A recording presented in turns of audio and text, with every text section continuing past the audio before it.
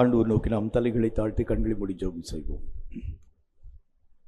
எங்களை அதிகமாக நேசிக்கிற எங்கள் அன்பின் பரலோக பிதாவே, ஆசீர்வதிக்கப்பட்ட அந்த நல்ல நாள் காலை வேளைக்காக உம்முடைய நாமத்தை நன்றியோடு நாங்கள் ஸ்தோத்திரிக்கிறோம்.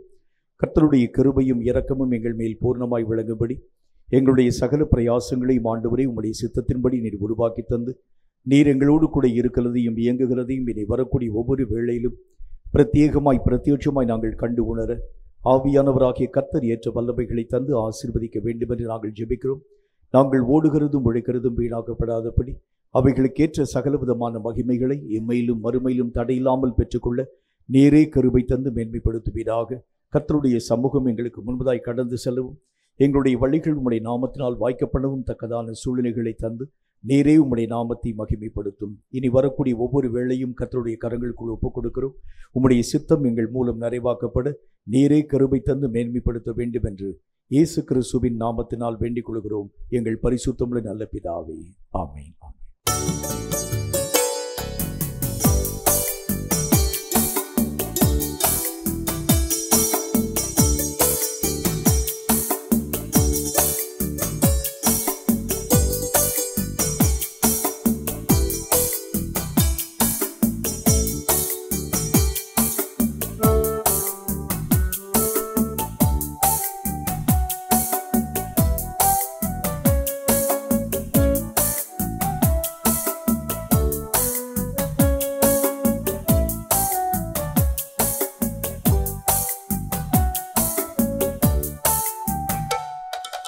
இயேசு என்ற திருநாமத்திற்கு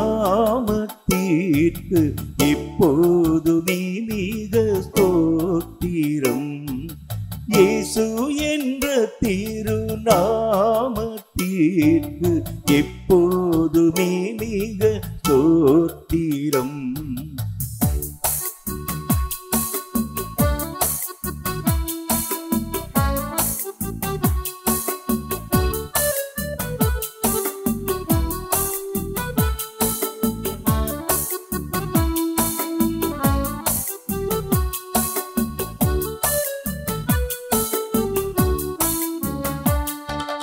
வானிலும் பூவிலும் மேலான நாமம், வல்லமையுள்ள நாமமது. வானிலும் பூவிலும் மேலான நாமம், வல்லமையுள்ள நாமமது. தூயர் சொல்லி துதித்திடும் நாமமது. தூயர் சொல்லி துதித்திடும் நாமமது. இயேசு என்ற திருநாமத்திற்கு எப்போதுமே மிக ஸ்தோத்திரம். இயேசு என்ற திருநாமத்திற்கு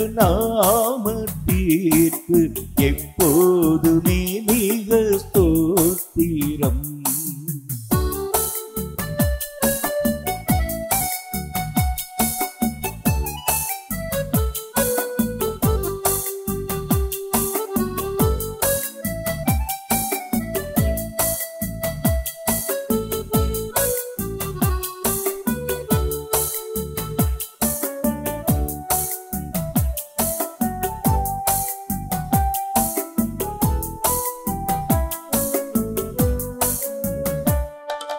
வேதாளம் பாதாளம் யாவையும் ஜெயித்த வீரமுள்ள திருநாமமது. வேதாளம் பாதாளம் யாவையும் ஜெயித்த வீரமுள்ள திருநாமமது. நாமும் வென்றிடுவோம் இந்த நாமத்திலே. நாமும் வென்றிடுவோம் இந்த நாமத்திலே. இயேசு என்ற திருநாமத்திற்கு எப்போதுமே மிக ஸ்தோத்திரம். இயேசு என்ற திருநாமத்திற்கு எப்போதுமே மிக ஸ்தோத்திரம்.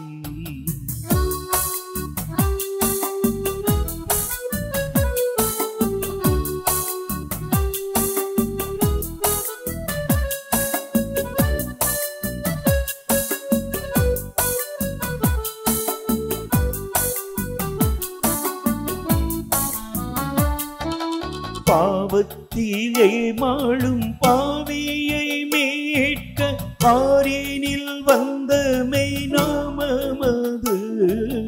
பாவத்திலே மாளும் பாவியை மீட்க பாரினில் வந்த மெய்நாமமது. பரலோகத்தில் சேர்க்கும் நாமமது. பரலோகத்தில் சேர்க்கும் நாமமது. இயேசு என்ற திருநாமத்திற்கு எப்போதுமே மிக ஸ்தோத்திரம். இயேசு என்ற திருநாமத்திற்கு எப்போதுமே மிக ஸ்தோத்திரம்.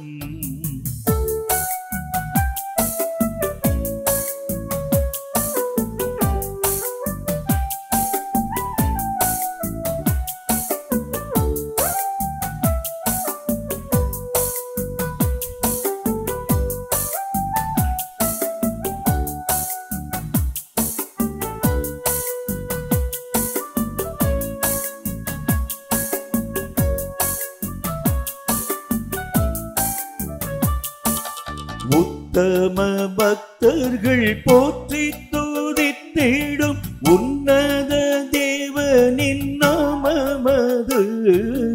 உத்தம பக்தர்கள் போற்றி துதித்திடும் உன்னத தேவனின் நாமமது. உலகெங்கும் ஜொலித்திடும் நாமமது. உலகெங்கும் ஜொலித்திடும் நாமமது. இயேசு என்ற திருநாமத்திற்கு எப்போதுமே மிக ஸ்தோத்திரம். இயேசு என்ற திருநாமத்திற்கு எப்போதுமே மிக ஸ்தோத்திரம்.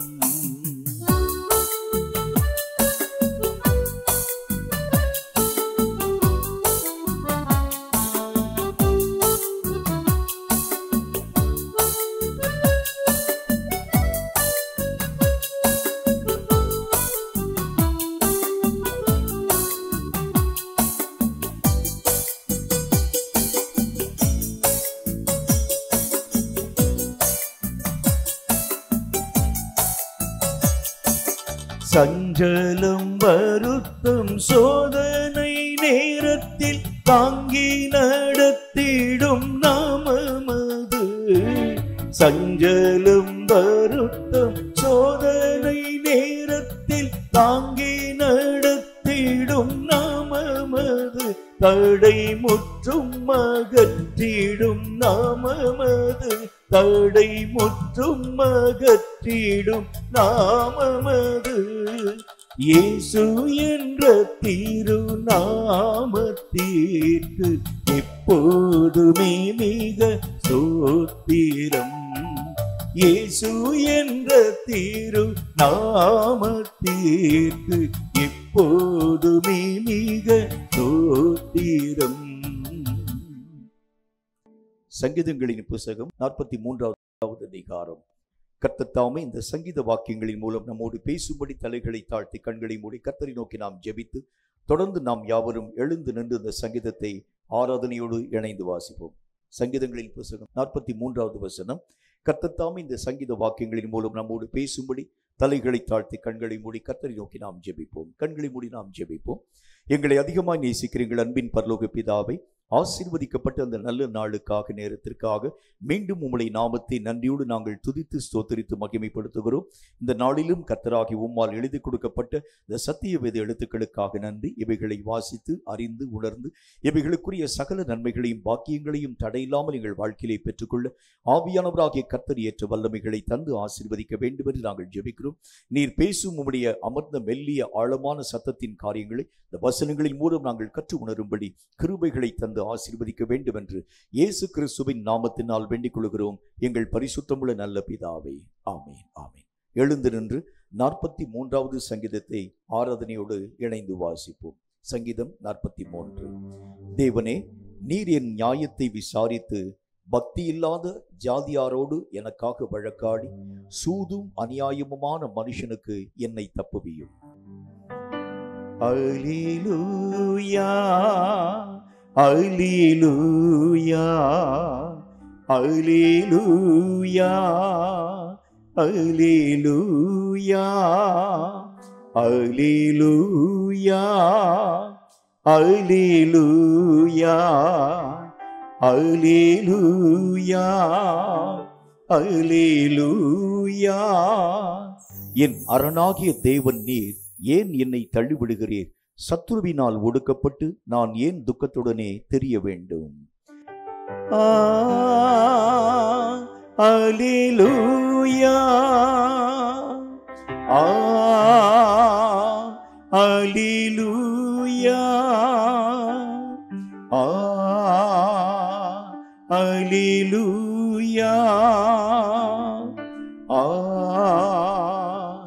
அல்லேலூயா. உமது வெளிச்சத்தையும் உமது சத்தியத்தையும் அனுப்பியருளும். அவைகள் என்னை நடத்தி உமது பரிசுத்த பர்வதத்திற்கும் உமது வாசஸ்தலங்களுக்கும் என்னை கொண்டு போவதாக. அல்லேலூயா அல்லேலூயா அல்லேலூயா அல்லேலூயா அல்லேலூயா அல்லேலூயா அல்லேலூயா அல்லேலூயா.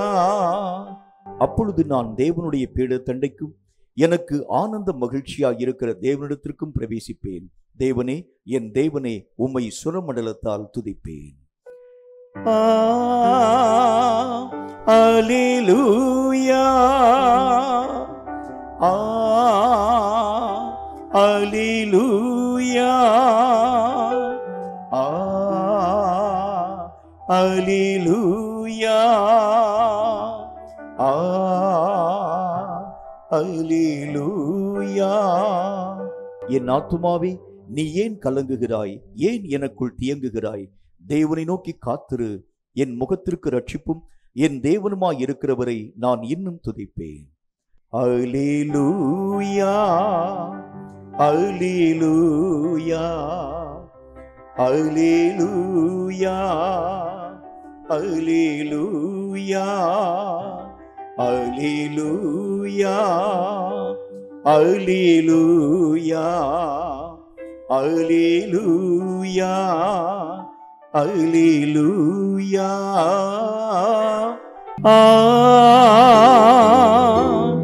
அல்லேலூயா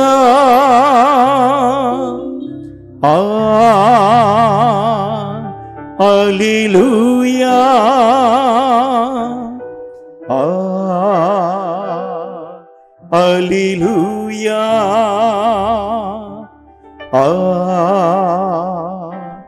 அல்லேலூயா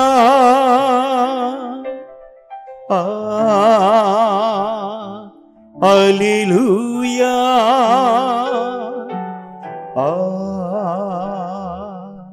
அல்லேலூயா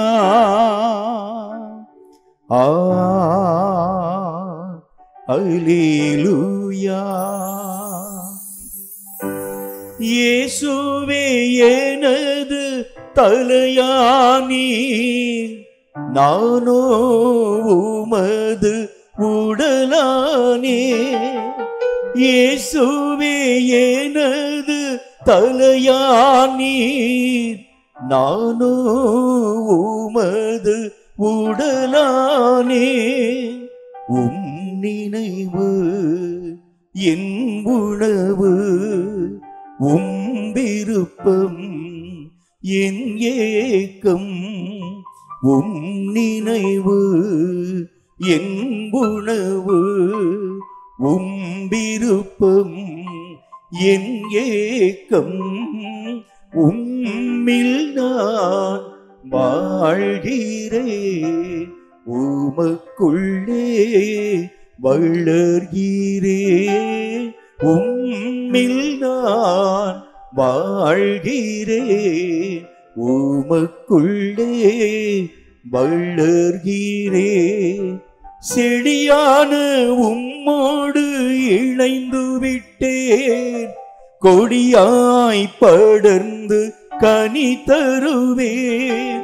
செடியான உம்மோடு இணைந்து விட்டேன், கொடியாய் படர்ந்து கனி தருவேன். இலைகளெல்லாம் மருந்தாகும், கனிகளெல்லாம் விருந்தாகும். இலைகளெல்லாம் மருந்தாகும், கனிகளெல்லாம் விருந்தாகும். உம்மில் நான் வாழ்கிறேன், உமக்குள்ளே வளர்கிறேன். உம்மில் நான் வாழ்கிறேன், உமக்குள்ளே வளர்கிறேன். ஆராதனை ஆராதனை ஆராதனை ஆராதனை என் அன்பர் இயேசுவுக்கே, என் அன்பர் இயேசுவுக்கே. அடித்தளம் இரட்சகர் இயேசுவின் மேல் அமைந்து உயரும் கட்டடம் நான். அடித்தளம் இரட்சகர் இயேசுவின் மேல் அமைந்து உயரும் கட்டடம் நான். பெருங்காற்று அசைப்பதில்லை, பெருமழையோ பிரிப்பதில்லை. பெருங்காற்று அசைப்பதில்லை, பெருமழையோ பிரிப்பதில்லை. உம்மில் நான் ஆமென் ஆண்டவரே வாழ்கிறேன், உமக்குள்ளே வளர்கிறேன்.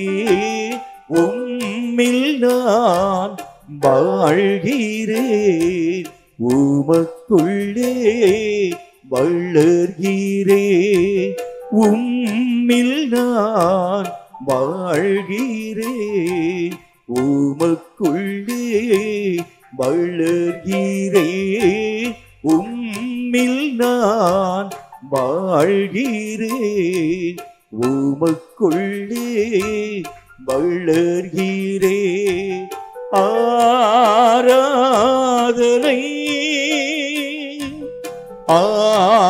ஆராதனை ஆராதனை ஆராதனை என் அன்பர் இயேசுவுக்கே, என் அன்பர் இயேசுவுக்கே. என் உள்ளமே இளைப்பாறிடு, ஏசப்பா உனக்கு நன்மை செய்தார். என் உள்ளமே இளைப்பாறிடு, ஏசப்பா உனக்கு நன்மை செய்தார். கால்கள் இடராமல் காப்பாற்றினார், சாவில் இருந்து விடுவித்தார். கால்கள் இடராமல் காப்பாற்றினார், சாவில் இருந்து விடுவித்தார். என் உள்ளமே ஆமென் ஆண்டவரே இளைப்பாறிடு, ஏசப்பா உனக்கு நன்மை செய்தார். என் உள்ளமே இளைப்பாறிடு, ஏசப்பா உனக்கு நன்மை செய்தார். என் உள்ளமே இளைப்பாறிடு, ஏசப்பா உனக்கு நன்மை செய்தார். அல்லேலூயா அல்லேலூயா அல்லேலூயா அல்லேலூயா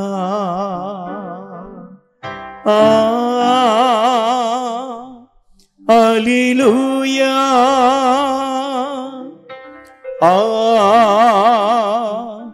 அல்லேலூயா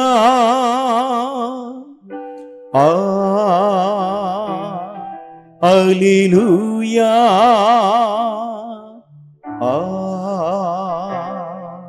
அல்லேலூயா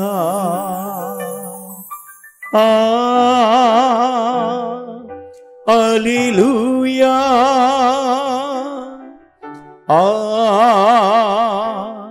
அல்லேலூயா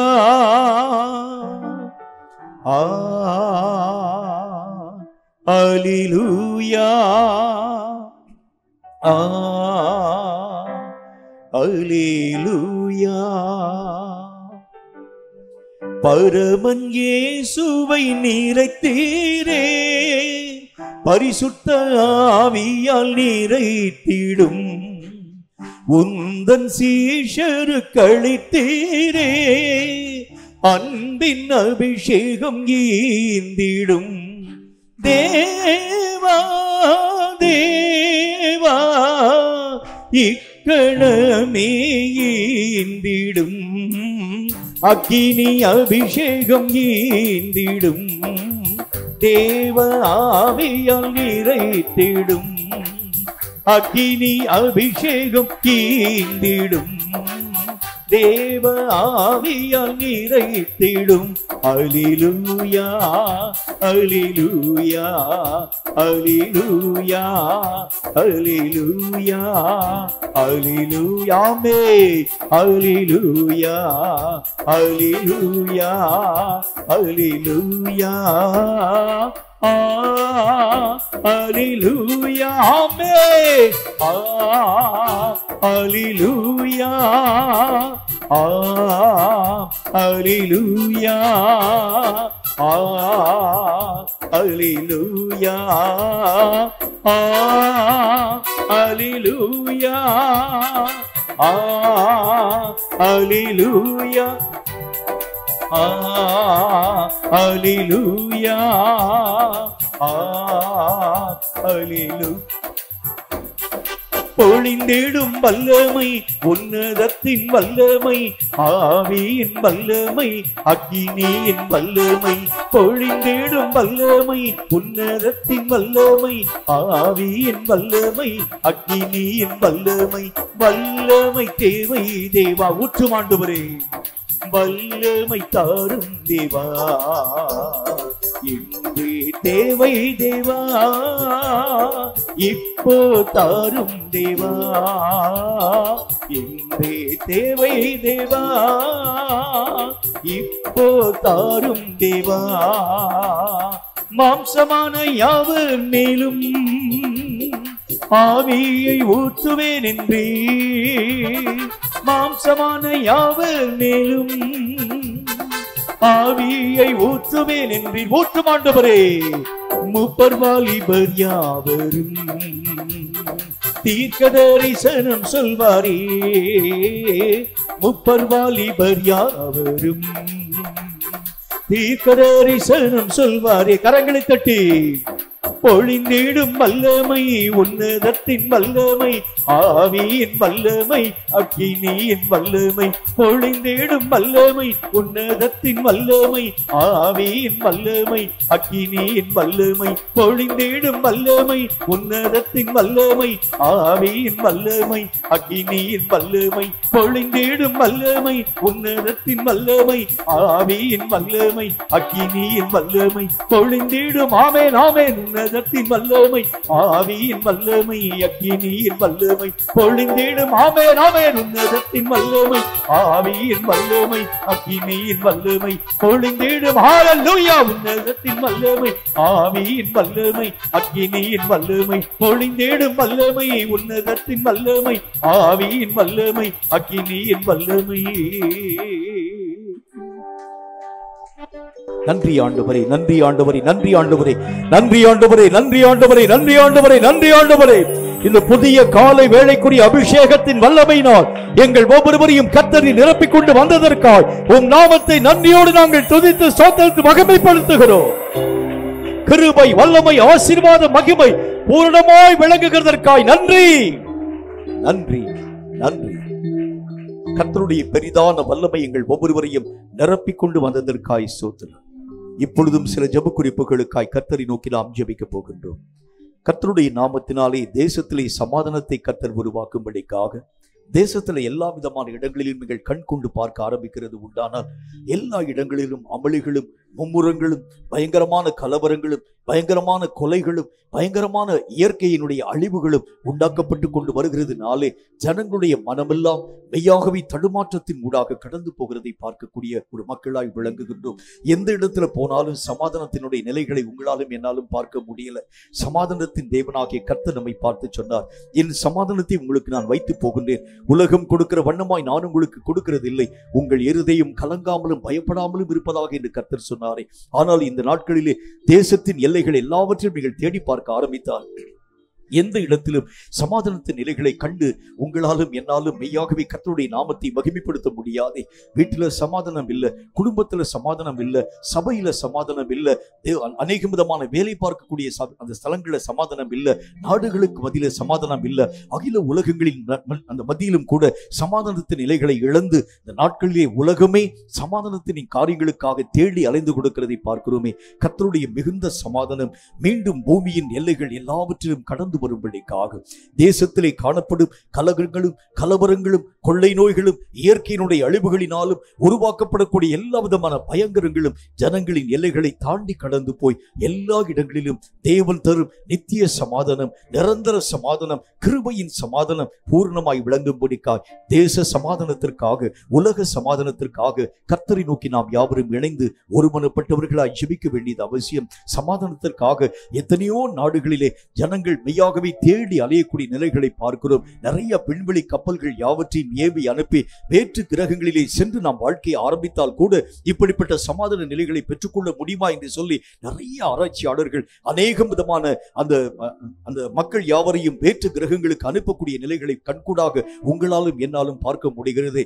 எந்த உலகத்திலே கடந்து போக ஆரம்பித்தாலும் தேவன் சமாதானத்தை தராதிருக்கிறது உண்டானால் மனுஷனுடைய வாழ்க்கையிலே சமாதானங்கள் வருகிறது எப்படி? கர்த்தர் தாமே தம்முடைய சமாதானத்தினால் தேசங்கள், எல்லைகள் எல்லாவற்றிலும் கூட, அகில உலகங்கள் எல்லாவற்றிலும் கூட நித்திய சமாதானத்தை, நீடித்த சமாதானத்தை, நிரந்தரமான சமாதானத்தை கர்த்தராக தேவன் தரும்படிக்காக தேசங்களிலே உலகத்திலே காணப்படும் எல்லா சஞ்சலங்களும் தவிப்பும் கடந்து போய் தேவன் தரும் நித்திய சமாதானத்தினால் தேசமும் உலகமும் நிரப்பப்படும்படிக்காக எல்லாரும் வாய்களை திறந்து ஒருமனப்பட்டவர்களாய் இந்த சமாதானத்திற்காய் கர்த்தரை நோக்கி நாம் ஜெபிக்கலாம். நன்றி ஆண்டவரே, நன்றி ஆண்டவரே. தேச சமாதானத்திற்காக, உலக சமாதானத்திற்காக ஒருமனப்பட்டவர்களாய் நாங்கள் ஜெபிக்கிறோம் ஆண்டவரே. குடும்பத்துல சமாதானம் இல்லை, வேலை செய்யக்கூடிய இடத்துல சமாதானம் இல்லை, தனிப்பட்ட வாழ்க்கையில சமாதானம் இல்லை, கர்த்தாவை மக்களுக்கு நடுவிலே சமாதானம் இல்லை, எல்லா விதமான அரசியல் அமைப்புகள்ல சமாதானம் இல்லை, நாடுகளுக்கு நடுவிலே சமாதானம் இல்லை என்று சொல்லி சமாதானத்தை தேடி எங்கும் அங்கும் அலையக்கூடிய எல்லா ஜனங்களின் நிலைகளை நாங்கள் கண்கொண்டு பார்க்கிறோமே. கர்த்தாவை எல்லா புத்திக்கும் மேலான தேவ சமாதானத்தை தரக்கூடியவர் எங்கள் தேவனாகிய கர்த்தர் ஒருவராக இருக்கிறபடினாலே உம்முடைய சமாதானத்திற்காக சபையாராகிய நாங்கள் இணைந்து கர்த்தருடைய சமாதானம் தேசங்கள்ல, அகில உலகத்துல பரிபூர்ணமாய் இறங்கும்படிக்காக உம் நாமத்தினால் ஒருமனப்பட்டவர்களாக நாங்கள் ஜெபிக்கிறோம். சஞ்சலமும் தவிப்பும் தேசங்களின் எல்லைகளை தாண்டி கடந்து போகட்டும். எல்லா விதமான கர்த்தாவை மக்களுடைய உள்ளத்திலே காணப்படும் சமாதானமற்ற நிலைகள் எல்லாம் இயேசுவின் நாமத்தினால் விலகி கடந்து அகன்று போகும்படிக்காக நாங்கள் ஜெபிக்கிறோம். எங்கள் தேவனாகிய கர்த்தர் தரும் நித்திய சமாதானம், நிரந்தர சமாதானம் எல்லா நாடுகளிலும், எல்லா விதமான இடங்களிலும், அங்கிங்கு எண்ணாதபடி எல்லா இடங்களிலும் வியாபிக்கத்தக்கதான கிருபைகளை தர வேண்டும் என்று உம்முடைய நாமம் தரிக்கப்பட்டிருக்கக்கூடிய உம்முடைய ஜனங்களாகிய நாங்கள் தேசத்துடைய சமாதானத்திற்காய் ஒருமனப்பட்டு நாங்கள் ஜெபிக்கிறோம். எங்கள் ஜெபங்களை கர்த்தர் அங்கீகரியும். அதற்கு தக்கதாக, அதற்கு அதிகமாக சமாதானத்தின் தேவன், சமாதானத்தின் வல்லமைகளை அகில உலகத்திலும் கர்த்தர் வாக்கு பண்ணி மெய்யாகவே கிருபைகளை தந்து ஆசீர்வதிக்க வேண்டும் என்று இயேசு கிறிஸ்துவின் நாமத்தினால் ஜெபித்திருக்கிறோம் எங்கள் பரிசுத்தமுள்ள நல்ல பிதாவே. ஆமென், ஆமென். கர்த்தருக்கென்று காணிக்கை செலுத்தும் நேரத்திற்குள் வருகின்றோம். காணிக்கைகளை கரங்களிலே வைத்துக் கொண்டு தலைகளை தாழ்த்தி கண்களை மூடி கர்த்தரை நோக்கி நாம் ஜெபிப்போம். தொடர்ந்து பாடல் பாடப்படும். அப்பொழுது நாம் கர்த்தருக்கென்று காணிக்கைகளை படைக்கலாம். நம்மையும் நம்முடைய காணிக்கைகளையும் கர்த்தராகிய தேவன் அங்கீகரிக்கும்படிக்காக காணிக்கைகளை கரங்களிலே வைத்துக் கொண்டு தலைகளை தாழ்த்தி கண்களை மூடி கர்த்தரை நோக்கி நாம் ஜெபிப்போம். எங்களை அதிகமாக நேசிக்கிற எங்கள் அன்பின் பரலோக பிதாவை, ஆசீர்வதிக்கப்பட்ட அந்த நல்ல நாளிலும் கர்த்தருக்கென்று நாங்கள் காணிக்கை படைக்கும் நேரத்தை ஆண்டவராகிய தேவன் நீர் எங்களுக்கு உருவாக்கி தந்தீர். அதற்காக நன்றி செலுத்துகிறோம். இந்த காணிக்கையாகிய பலிகளை கர்த்தாவே உமக்கு ஸ்தோத்திரம் மனப்பூர்வமாய் கொடுக்கிறதுனாலே அவைகளுக்கேற்ற மகிமைகளை எம்மையிலும் மறுமையிலும் நாங்கள் தடையில்லாமல் பெற்றுக்கொள்ள ஆவியானவராகிய கர்த்தர் ஏற்ற கிருபைகளை தந்து ஆசீர்வதிக்க வேண்டும் என்று நாங்கள் ஜெபிக்கிறோம். கர்த்தர் எங்களுக்கு எத்தனையோ நன்மையான காரியங்களை தந்திருக்கிறேன். எங்களால் இயன்ற அந்த சொற்ப காணிக்கையின் மூலம் உடைய நாமத்தை மகிமைப்படுத்தும்படி கடந்து வருகின்றோம். எங்களையும் எங்களுடைய காணிக்கைகளை அங்கீகரித்து ஏற்றுக்கொண்டு அதற்கு ஏற்ற மகிமையான கர்த்தாவின் பலன்களை நீர் எங்களுக்கு தந்து ஆசீர்வதிக்க வேண்டும் என்று இயேசு கிறிஸ்துவின் நாமத்தினால் வேண்டிக் கொள்கிறோம் எங்கள் பரிசுத்தமுள்ள நல்ல பிதாவே. ஆமீன், ஆமீன்.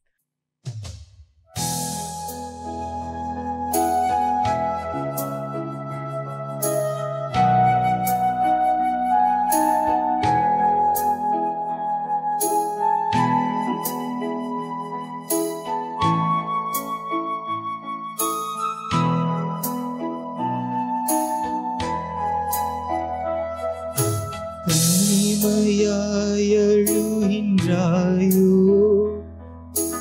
அழைத்தவர் நான் அல்லவோ, கலங்கிடாதே மகனே, என் தோளில் சுமப்பி என் மகனே, கலங்கிடாதே மகனே, என் நெஞ்சில் அணைப்பே என் மகளே, தனிமையாய் எழுகின்றாயோ,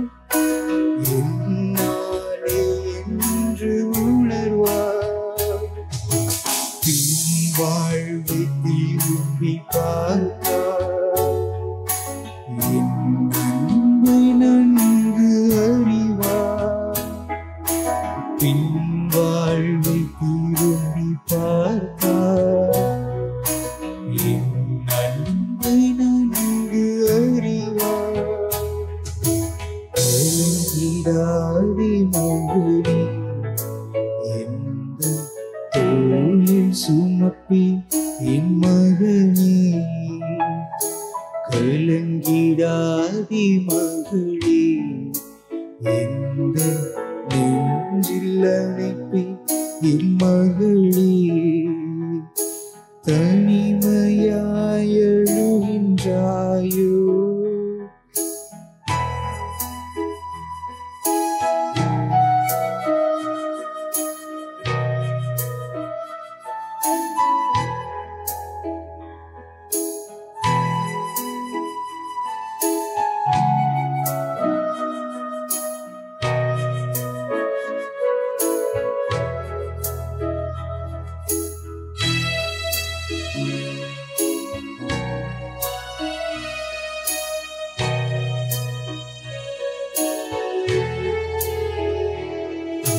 எவைகள் உன் தேவை என்று என் ஞானம் அறிந்திடாதோ, எவைகள் உன் தேவை என்று என் ஞானம் அறிந்திடாதோ, உந்தன் ஏக்கங்கள்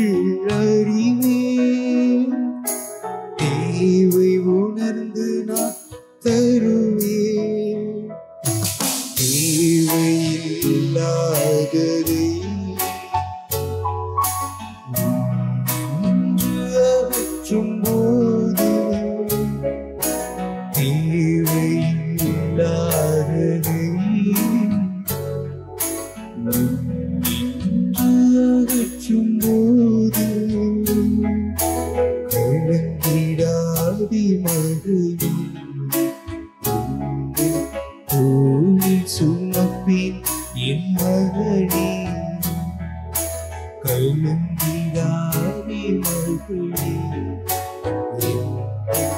நெஞ்சில் அனுப்பின் என் மகளே. தனிமையாய் அழுகின்றாயோ, அழைத்தவர் நான் அல்லவோ.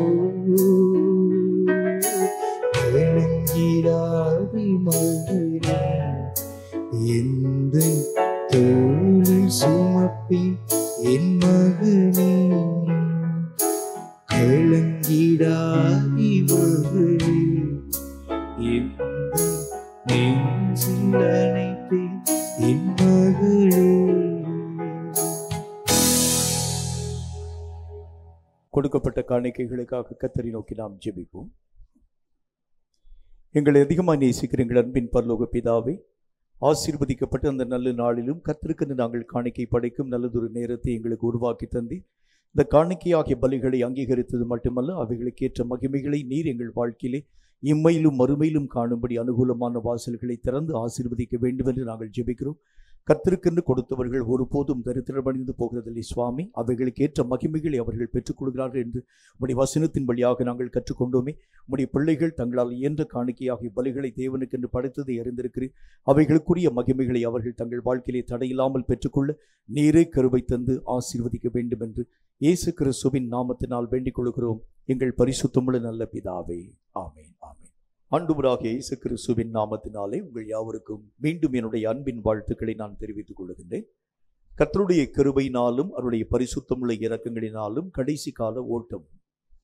இந்த ஓட்டத்திலே பங்கு பெறக்கூடிய மக்கள் அநேகம் பேராயிருந்தாலும் ஆண்டவருடைய வேதம் சொல்கிறதை போல அதனுடைய பந்தய பொருளை பெறக்கூடியவர்கள் சில பேராகவே காணப்பட ஆரம்பிக்கிறாங்க. அதற்கு காரணம் என்ன அப்படின்னா, அந்த பந்தய பொருளுக்கான ஒரு லட்சிய பயணத்திலே நீங்களும் நானும் பயணிக்க துவங்க ஆரம்பிக்கும் பொழுது பல விதமான பாரமான சுமைகளை நம்மை விட்டு நாம் அப்புறமாக்க ஆரம்பிச்சா மட்டும்தான் இந்த பந்தயத்துல ஆண்டவராகிய தேவனுடைய திட்டத்தின்படி ஓடி முடித்து இலக்கை அடைந்து தேவன் நமக்கென்று வாக்கு பண்ணி வைத்திருக்கக்கூடிய மகிமையான காரியங்களை பெற்றுக்கொள்ள நம்மால் முடியும். நிறைய பாரங்களையும் நிறைய காரியங்களையும் நாம் சுமக்கக்கூடிய ஒரு மக்களாக இருக்கிறது உண்டானால் நிச்சயமாக இந்த பந்தயசாலையிலே இலக்கை எட்டுகிறது என்பது கடினம். வேத புஸ்தகத்துல அநேகமான காரியங்களை நாம் பார்க்க ஆரம்பிக்கிறது உண்டானால் பலவிதமான மக்கள் தங்கள் சுமைகள் எல்லாவற்றையும் தூக்கி எறிந்தவர்களாகவே இந்த பந்தயத்தின் ஊடாக கடந்து போகக்கூடியவர்களாக விளங்க ஆரம்பிக்கிறத பார்க்க முடியும். அப்போஸ்தலனாகிய பரிசுத்த பவுல் தன்னுடைய நிருபத்திலே அவர் எழுதக்கூடிய காரியத்தில் அவர் என்ன காரியங்கள் யாவற்றையும் சொல்ல ஆரம்பிக்கின்றார். உலகத்திலே மேன்மையாய் காணப்படக்கூடிய எல்லா விஷயத்தையும் அற்பமாக விட்டேன், நான் குப்பையுமாக நினைவிலே கொள்ளுகிறேன் என்பதை பற்றி பேசுகின்றார். அது அவருடைய வாழ்க்கையிலே அநேகம் இடையூறான காரியங்களை தரக்கூடியதாக இருக்கிறதுனால அவைகள் எல்லாவற்றையும் தூக்கி எறியவும் அப்போஸ்தலனாகிய பரிசுத்த பவுல் சம்மதிக்கக்கூடியவராய் விளங்க ஆரம்பிக்கிறத பார்க்கலாம். இப்போ நம்முடைய வாழ்க்கையில கூட பாரமான காரியங்கள் எல்லாவற்றையும் நாம் விட்டு விலக ஆரம்பிச்சா மட்டும்தான் தேவனுக்கு பிரியமான ஓட்டத்தின் ஊடாக பயணிக்க நம்மால் முடியும். வேத புஸ்தகத்துல ஆண்டவராக தேவன் என்ன வார்த்தையை சொல்கின்றார் அப்படின்னா, சீர்கட்ட அநேகம் காரியங்கள் நம்முடைய வாழ்க்கையில இருக்கக்கூடிய வரைக்கும் ஒருவேளை பந்தயத்திற்குள்ளாக கடந்து போகக்கூடிய நேரத்துல நம்முடைய சரீரத்திலே சுகவீனங்கள் இருக்கிறது என்று வைத்துக் கொள்ளுங்கள். இந்த சுகவீனமான காரியங்களை சீர்படுத்தாமல் நீங்கள் ஓடி முடிக்கிறது ரொம்ப கஷ்டம். ஏன்னா அந்த பலவீனத்தினால பாதி ஓட்டத்தோடு கூட உங்களாலும் என்னாலும் ஓட முடியாது. நம்முடைய சுகவீனங்கள் மாற்றப்பட ஆரம்பிச்சாதான் கர்த்தராக தேவன் விரும்பக்கூடிய அந்த இலக்கை எட்ட உங்களாலும் என்னாலும் முடியும். அதே மாதிரி நம்முடைய வாழ்க்கையிலே ஆவிக்குரிய நிலைகளிலே காணப்படக்கூடிய பலவிதமான சீர்கட்ட காரியங்களிலே நின்று நீங்களும் நானும் விலக்கி வைக்கப்பட ஆரம்பிச்சா மட்டும்தான் தேவனாகிய கர்த்தரால் என்ன நோக்கத்திற்காக அழைக்கப்பட்டீர்களோ அந்த நோக்கத்தினுடைய இறுதி பரியந்தம் ஓடி தேவனுடைய சித்தத்தை நிறைவாக்க நம்மால் முடியும். வேதம் சொல்லக்கூடிய வார்த்தையை வாசிக்கிறேன் கேளுங்கள். எரேமியா தீர்க்கதரிசியின் புஸ்தகத்துல 7வது அதிகாரம் 3வது வசனம் இந்த வார்த்தையை நமக்கு சொல்கிறது. எரேமியா 7வது அதிகாரம் 3வது வசனம் இந்த வார்த்தையை சொல்கிறது. வாசிக்கிறேன் கேளுங்கள். இஸ்ரவேலின் தேவனாகிய சேனைகளின் கர்த்தர் சொல்லுகிறார், உங்கள் வழிகளையும் உங்கள் கிரியைகளையும் சீர்படுத்துங்கள், அப்பொழுது உங்களை இந்த ஸ்தலத்திலே குடியிருக்க பண்ணுவேன். நம்முடைய வழிகளையும் நம்முடைய கிரியைகளையும் நாம் சீர்பட பண்ண வேண்டியது அவசியமான ஒன்று என்று கர்த்தருடைய வேத புஸ்தகத்திலே திட்டமும் தீர்க்கமாய் கர்த்தராகிய தேவன் எழுதி வைத்திருக்கின்றார். இந்த சீர்கேடுகள் ஒரு ஆவிக்குரிய மனுஷனுடைய வாழ்க்கையிலே வர முடியுமா அப்படின்னா கட்டாயம் முடியும். அவன் ஆண்டவராகிய தேவனுக்குள் நல்ல ஒரு துவக்கத்தின் ஊடாக பயணப்பட ஆரம்பித்தாலும் கூட பலவிதமான சீர்கேடுகள் அவனை அறியாமல் அவனுடைய வாழ்க்கையிலே தொற்றிக்கொண்டு வர ஆரம்பிக்கிறதை பார்க்க முடியும். அப்போஸ்தலனாகிய பவுலோடு கூட இணைந்து ஊழியம் செய்த பர்னபாவினுடைய நிலைகளை நாம் அறிந்திருக்கின்றோம். அவன் தேவனாகிய கர்த்தரால் அழைக்கப்பட்ட ஒரு அழைப்பிற்கு இணங்கி பவுல் அப்போஸ்தலனோடு கூட இணைந்து ஊழியங்களின் ஊடாக கடந்து போகக்கூடிய ஒரு மனிதனாய் விளங்க ஆரம்பித்தான். ஆனா சில மன தாங்கல்களின் நிமித்தமாக பவுல் அப்போஸ்தலனுக்கும் பர்னபாவுக்கும் இடையிலே காணப்பட்ட அந்த மனஸ்தாபத்தினுடைய காரியத்தை நிமித்தமாக பவுலை விட்டு பர்னபா பிரிந்து போய் தனியான காரியத்தின் ஊடாக பயணிக்க ஆரம்பிக்கிறதை பார்க்க முடியும். அதிலிருந்து பர்னபாவுடைய காரியங்கள் எல்லாம் இனி வேத புஸ்தகத்திலே காணப்படாமல் அவனுடைய ஓட்டத்தின் ஒட்டுமொத்த நிலைகளும் ஒன்றுமில்லாமல் ஆக்கப்படுகிறதை பார்க்கலாம். அதே மாதிரி பவுலோடு கூட ஊழியர்களின் ஊடாக கடந்து போன தேமா என்கின்ற மனுஷனுடைய வாழ்க்கை, அவன் உலகத்தின் மேல் ஆசை வைத்து தேவனாகிய கர்த்தரை விட்டு பிரிந்து விலகி போகக்கூடியவனாய் விளங்க ஆரம்பிச்சான். இப்ப நம்முடைய வாழ்க்கையிலே காணப்படக்கூடிய சில சீர்கேடான காரியங்கள் நம்முடைய வாழ்க்கையிலே இருக்கிறது உண்டானால் இது ஆவிக்குரிய நிலைகளிலே உங்களை நிலையாக நிற்கக்கூடிய ஒரு மக்களாக இருக்க விடாது, இயங்க விடாது. ஒவ்வொரு நேரத்திலும் நம்மை அறியாமல் தடுக்கற்களையும் அந்த இடையூறான காரியங்களை உருவாக்கி கொண்டே வர ஆரம்பிக்கிறத பார்க்க முடியும். நல்ல ஒரு ஓட்டத்தில் நம்ம பயணப்பட ஆரம்பிப்போம் என்றாலும் இந்த தடைக்கல் வர ஆரம்பிக்கிறது உண்டாலும் நம்முடைய பயண ஓட்டம்லாம் நிறுத்தப்பட ஆரம்பிக்கிறத பார்க்க முடியும். இந்த தடைக்கல் எங்கிருந்து உருவாக்கப்படுகிறது அப்படின்னா, எனக்குள் காணப்படக்கூடிய சீர்கேடுகளினால் பலவிதமான தடைகளை நானே உருவாக்க ஆரம்பிக்கிறேன். அந்த காரியத்திற்காக நான் கர்த்தராகிய தேவனை நோக்கி நான் ஜெபிக்க ஆரம்பிக்கிறேன். ஏன் ஆண்டவரே, என்னுடைய ஓட்டத்தில் இத்தனை விதமான தடைகள் வந்திருக்கிறது, தடைகள் எல்லாவற்றையும் நீர்தான் அப்புறமாக்க வேண்டும். கர்த்தராகிய தேவன் நம்மளை பார்த்து சொல்லுவார், உன்னுடைய சீர்கேடுகள் நிமித்தம் நீயே தடையை உருவாக்கி வச்சிருக்க. இந்த சீர்கேடுகள் உன்னுடைய வாழ்க்கையை விட்டு அப்புறமாக்கப்பட ஆரம்பிச்சா மட்டும்தான் தடைகள் இல்லாத ஆண்டவராகிய தேவனுக்குள்ளாக தெளிவான ஒரு ஓட்டத்தின் ஊடாக பயணிக்க நம்மால் முடியும். அதனாலதான் கர்த்தராகிய தேவனுக்குள் காணப்பட்ட ஒவ்வொரு ஜனங்களும் ஒரு ஆவிக்குரிய மனுஷனுடைய வளர்ச்சி என்கிறது எதை பொறுத்து அமைக்கப்பட ஆரம்பிக்கிறது. ஈஸியா நம்ம விளங்கிக் கொள்ளக்கூடிய ஒரு வார்த்தையின் மூலம் நான் பேச வேண்டும் என்றால், பல விதமான காரியங்களை நீங்கள் உங்கள் வாழ்க்கையை விட்டு புறம்பே தள்ளிக்கொண்டே வர ஆரம்பிக்கிறீங்க. இதுதான் நம்முடைய ஆவிக்குரிய ஓட்டத்தினுடைய ஒட்டுமொத்த நிலைகளை நான் உங்களோடு கூட பேச வேண்டும் என்றால் ஒரே ஒரு காரியம் தான். இந்த உலக சம்பந்தப்பட்ட ஒவ்வொரு காரியத்தையும் கொஞ்சம் கொஞ்சமா நீங்க விலக்கி கொண்டே வர ஆரம்பிக்கிறீங்க.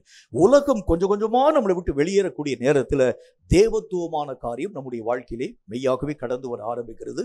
நம்முடைய ஓட்டம் இன்னும் துரிதமான விதத்திலே இயங்கக்கூடியதாய் காணப்பட ஆரம்பிக்கிறத பார்க்க முடியும். இந்த விளக்கம் இல்லாத ஒரு வாழ்க்கை, இன்னும் உலகத்தோடு கூட ஒட்டின ஒரு வாழ்க்கை நம்முடைய வாழ்க்கையாக இருக்கக்கூடிய வரைக்கும் பரலோகத்தை பற்றிதான விருப்பமோ வாஞ்சியோ அது நம்முடைய வாழ்க்கையில வராது. அந்த நேரத்துல பிரசங்கம் பண்ணக்கூடிய அந்த கேட்கக்கூடிய நேரத்துல ஒரு விருப்பம் வருமே தவிர ஒரு முழு வாஞ்சியோடு முழு மனதோடு ஆண்டவராகிய தேவனுக்குரிய காரியங்களை பின்பற்ற நம்மளால முடியாது. காரணம் என்ன? இன்னும் உலகமும் ஆவிக்குரிய நிலைகளும் சரி பங்காக காணப்படக்கூடியதாக நாம் நம்முடைய நிலைகளை பார்க்க முடியும். அப்ப இந்த உலகத்தினுடைய காரியங்களை கொஞ்சம் கொஞ்சமா நீங்க குறுக்கி கொண்டு ஆவிக்குரிய நிலைகளை நீங்கள் பெருக்க ஆரம்பிக்கிறது உண்டானால் தேவனுக்கேற்ற வளர்ச்சியின் ஊடாக தீவிரமாய் வளர முடியும் என்று கர்த்தருடைய வசனத்தின் மூலமாய் பார்க்க முடியும். அப்ப உலகத்துக்குரிய காரியத்துக்கு பேர் தான் கர்த்தர் சொல்லுகின்றார் சீர்கேடுகள்னு சொல்றார். இவைகள் எல்லாம் ஆவிக்குரிய நிலைகளுக்கு சீர்கெட்ட காரியங்களை உருவாக்கக்கூடியது. ஒருவன் ஆவிக்குரிய ஓட்டத்தில் நிலைத்த ஒரு ஓட்டத்தை ஓட முடியாமல் தடைகளை உண்டாக்கக்கூடியது என்னது அப்படின்னு பார்த்தீங்கன்னா, நம்முடைய வாழ்க்கையிலே காணப்படும் உலக ரீதியான பல விதமான நிலைகள் தான். இந்த உலகத்துல காணப்படக்கூடிய ஒவ்வொரு விதமான கவலைகள் உங்கள் ஓட்டத்தை தடுக்கக்கூடியதாய் விளங்க ஆரம்பிக்கிறது. உலகத்திலே காணப்படக்கூடிய அநேக விதமான விருப்பங்கள் நம்முடைய ஓட்டத்திற்கு தடையாய் காணப்பட ஆரம்பிக்கிறத பார்க்க முடியும். உலகத்துல காணப்படக்கூடிய பல விதமான சிந்தனைகள், இச்சைகள், மாம்சத்தினுடைய அநேக விதமான காரியங்கள் தான் நம்முடைய ஆவிக்குரிய ஓட்டத்திற்கு தடைகளை உருவாக்கக்கூடியதாய் விளங்க ஆரம்பிக்கிறது. அந்த தடைகளை நீக்க வேண்டும் என்றால் ஆவிக்குரிய விஷயத்திற்கு சீர்கட்டதாய் காணப்படக்கூடிய உலகத்திற்குரிய தன்மைகளிலே நின்று நீங்கள் விடுவிக்கப்பட ஆரம்பித்தால் நம்முடைய ஓட்டம் சரியான ஒரு ஓட்டமாய் காணப்படும் என்பதில் சந்தேகம் ஒன்றுமில்லை. பல விதமான சீர்கட்ட நிலைகளை பற்றி நம்முடைய தியானத்துல நாம் கற்றுக்கொண்டு வர ஆரம்பித்தோம். இன்றைக்கு ஒரு குறிப்பாக ஒரு முக்கியமான காரியத்தை பற்றி, தேவனுடைய வசனம் சொல்லக்கூடிய ஒரு முக்கியமான காரியங்களை பற்றி நாம் கற்றுக்கொள்ள வேண்டியது அவசியம். இவைகளை பற்றி வேதம் சொல்லக்கூடிய வார்த்தையை வாசிக்கிறேன் கேளுங்கள். யோவான் எழுதின சுவிசேஷத்துல 3வது அதிகாரம் 19வது வசனம் இந்த வார்த்தையை நமக்கு சொல்கிறது. யோவான் 3வது அதிகாரம் 19வது வசனம் இந்த வார்த்தையை சொல்கிறது. கொஞ்சம் நிதானமா வாசிக்கிறேன், கவனிங்க. ஒளியானது உலகத்திலே வந்திருந்தும் மனுஷனுடைய கிரியைகள் எல்லாம் பொல்லாதவைகளாய் இருக்கிறபடியினால் அவர்கள் ஒளியை பார்க்கலும் இருளை விரும்புகிறதே அந்த ஆக்கினை தீர்ப்புக்கு காரணமாய் இருக்கிறது. ஒரு மனுஷனுக்கு என்ன வாழ்க்கை அவனுக்கு தேவைப்பட ஆரம்பிக்கிறது? எதையும் அறியாத ஒரு இருள் நிறைந்த வாழ்க்கைக்காக அவன் அழைக்கப்பட்டவன் அல்ல. எல்லா விதமான காரியங்களையும் தெளிவாய் அவன் தன் வாழ்க்கையிலே புரிந்து கொண்டு தெளிவான மார்க்கத்தின் ஊடாக கடந்து போகும்படிக்காக, பயணிக்கும்படிக்காக அவன் அழைக்கப்பட்டவன். அவன் தன்னுடைய வாழ்க்கையிலே இருளை விட்டு ஆண்டவராக தேவனால் வெளிச்சத்தின் பிள்ளையாக உருமாற்றத்தின் ஊடாக கடந்து வர ஆரம்பிச்சான். இப்ப கர்த்தருடைய வேத புத்தகத்தில் என்ன காரியத்தை பார்க்கிறோம்? மனுஷனுடைய வாழ்க்கையிலே காணப்படக்கூடிய மிக முக்கியமான பொல்லாத கிரியை என்ன? அவர்கள் வெளிச்சத்தை பார்க்கிலும் இருளை அதிகமாய் நேசிக்க ஆரம்பிக்கிறான். எது முதன்மை என்பதை அவன் தன்னுடைய மனதளவில் யோசித்து பார்க்காம வெளிச்சத்தின் பிள்ளையாய் அழைக்கப்பட்ட பிறகும் கூட அவன் இருளின் மேல் பற்றுதலாய் காணப்படுகிறதான் தேவனாகிய கர்த்தருடைய பார்வையில் பொல்லாதவைகளாக நினைவு கூறப்படக்கூடியதாய் விளங்க ஆரம்பிக்கிறது. நம்முடைய வாழ்க்கையில கூட பல நேரங்களில் கர்த்தராகிய தேவன் நம்மை வெளிச்சத்தை நோக்கி இழுத்து கொண்டு வர ஆரம்பித்தாலும், இல்ல ஆண்டவரே, இன்னும் நான் இருளிலே இருக்கவே நான் ஆசைப்பட ஆரம்பிக்கிறேன், இன்னும் இருளான ஒரு காரியத்தின் ஊடாகவே பயணிக்க நான் ஆசைப்படுகிறேன். இப்படிப்பட்ட பலவிதமான நிலைகள் தான் நம்முடைய வாழ்க்கையிலே தேவனையும் நம்மையும் மெய்யாகவே பிரிக்கக்கூடிய மகா பெரிய குறுக்கு சுவர் என்பதை கற்றுக்கொள்ள வேண்டியது அவசியம். எந்தெந்த விஷயத்துல ஒளியை பார்க்கிலும் இருளை நீங்கள் அதிகமாய் நேசிக்க ஆரம்பிக்கிறீங்கன்னு பாருங்க. வெளிச்சத்தினுடைய காரியங்களை காட்டிலும், வெளிச்சம்னா எப்படிப்பட்ட ஒரு வாழ்க்கை வாழ வேண்டும், நீங்களும் நானும் ஓப்பன் ஹார்ட்டடான ஒரு வாழ்க்கை வாழ வேண்டியது அவசியம். எந்த விதமான ஒளிவும் மறைவும் மற்ற ஒரு வாழ்க்கை வாழ வேண்டியது அவசியம். ஆனா இன்றைக்கு நம்முடைய வாழ்க்கையில பல விதமான நிலைகளை யாரோடும் கூட ஒளிவும் மறைவும் இல்லாமல் பேச நம்மளால முடியாது. சில காரியங்களை நாம் நம்முடைய வாழ்க்கையில் நாம் மறைக்கக்கூடிய ஒரு மக்களாகவே விளங்க ஆரம்பிக்கிறோம். நம்முடைய கணவனாகட்டும், நம்முடைய மனைவியாகட்டும், நம்முடைய பிள்ளைகளாகட்டும், நம்முடைய ஐக்கியத்திலே காணப்படக்கூடிய மக்களாகட்டும், அவங்களுக்குள்ளாக பலவிதமான ஒளிவுகள் இருக்கிறதை பார்க்க முடியும். எல்லா விதமான மக்களும் ஓப்பன் ஹார்ட்டடா யாரோடும் கூட தெளிவான விதத்தில் பேசுகிறார்களா? இல்லை. அவங்க பேசுறது நல்லா தான் பேசுவாங்க, ஆனால் மனதிலே பலவிதமான ஒளிவான காரியங்களை வைத்திருக்கிறதை பார்க்க முடியும். அந்த ஒளிவான காரியங்களுக்கு அவர்களுக்கு என்ன தேவைப்படுகிறதுன்னு சொன்னா இருள் தேவைப்படுது. இருட்டு இருந்தால் தான் அந்த காரியங்களை மறைக்கணும். அந்த ஒரு காரியம் வெளியே தெரியக்கூடாது. அந்த மக்களுக்கு விரோதமாக நம்ம யோசிக்கக்கூடிய யோசனை வெளியே தெரியக்கூடாது. வெளியே தெரியாது இருக்க வேண்டும் என்று சொன்னால் வெளிச்சத்திலே நான் வாழ்க்கை வாழ ஆரம்பிச்சா அவைகளெல்லாம் வெளியே அந்த காரியங்கள் எல்லா விதமான மக்களாலும் வாசிக்கப்பட முடிச்சிடும். அதனால அவன் தன்னுடைய வாழ்க்கையிலே வெளிச்சத்தை பார்க்கலும் இருளை அவன் அதிகமாய் நேசிக்க ஆரம்பிக்கிறான். பலவிதமான மறைவுகளை அவன் அதிகமாய் விருப்பம் கொள்ளக்கூடியவனாய் விளங்க ஆரம்பிக்கிறான். நம்முடைய வாழ்க்கையில தேவனுக்கும் உங்களுக்கும் இடையிலே எத்தனை மறைவுகள் காணப்படுதுன்னு பாருங்க. நம்முடைய ஐக்கியத்திலே காணப்படக்கூடிய மக்களுக்கும் உங்களுக்கும் இடையில எத்தனை மறைவுகளை நீங்கள் வச்சிருக்கீங்கன்னு பாருங்க. உங்க குடும்பத்தில் இருக்கக்கூடிய மக்களுக்கும் உங்களுக்கும் இடையில எத்தனை விதமான மறைவுகள், எல்லா விதமான விஷயத்தில் நம்ம ஒளிவு மறைவு இல்லாமல் நம்ம பேச மாட்டோம். பல காரியங்களை நாம் ஒழித்து வைக்கக்கூடிய ஒரு மக்களாகவே விளங்க ஆரம்பிக்கிறோம். இப்படி ஒழிக்கக்கூடிய ஒவ்வொரு விதமான காரியத்திற்கும் எது தேவைப்படுகிறதுன்னு சொன்னா வெளிச்சம் இல்ல, இருள் தான் நம்முடைய வாழ்க்கையிலே தேவையாக காணப்படக்கூடிய ஒன்றாக விளங்குகிறது. அப்ப நம்முடைய வாழ்க்கையிலே வெளிச்சத்தை பார்க்கலும் இருளை விரும்புகிறதா பொல்லாதவைகளாக கர்த்தருடைய பார்வையிலே நினைவு கூறப்பட ஆரம்பிக்கிறது. நம்முடைய வாழ்க்கையை கர்த்தர் எதற்காக அபிஷேகம் பண்ணி வைத்திருக்கிறார் அப்படின்னா, எல்லா இடத்திலும் நீங்கள் உங்களை மறைவான ஒரு மக்களாய் அல்ல. எப்போ ஒரு மனுஷனுடைய வாழ்க்கையிலே பாவத்தினுடைய நிலைகள் வர ஆரம்பிக்கிறதோ அப்பொழுது அவன் தன்னுடைய வாழ்க்கையிலே மறைவை தேட ஆரம்பிக்கிறதை பார்க்க முடியும். ஆதாம் ஏவாள் வாழ்க்கையில ஆண்டவராகிய தேவனுக்குள் ஒளிவு மறைவற்ற ஒரு வாழ்க்கை வாழ ஆரம்பிச்சாங்க அவங்க.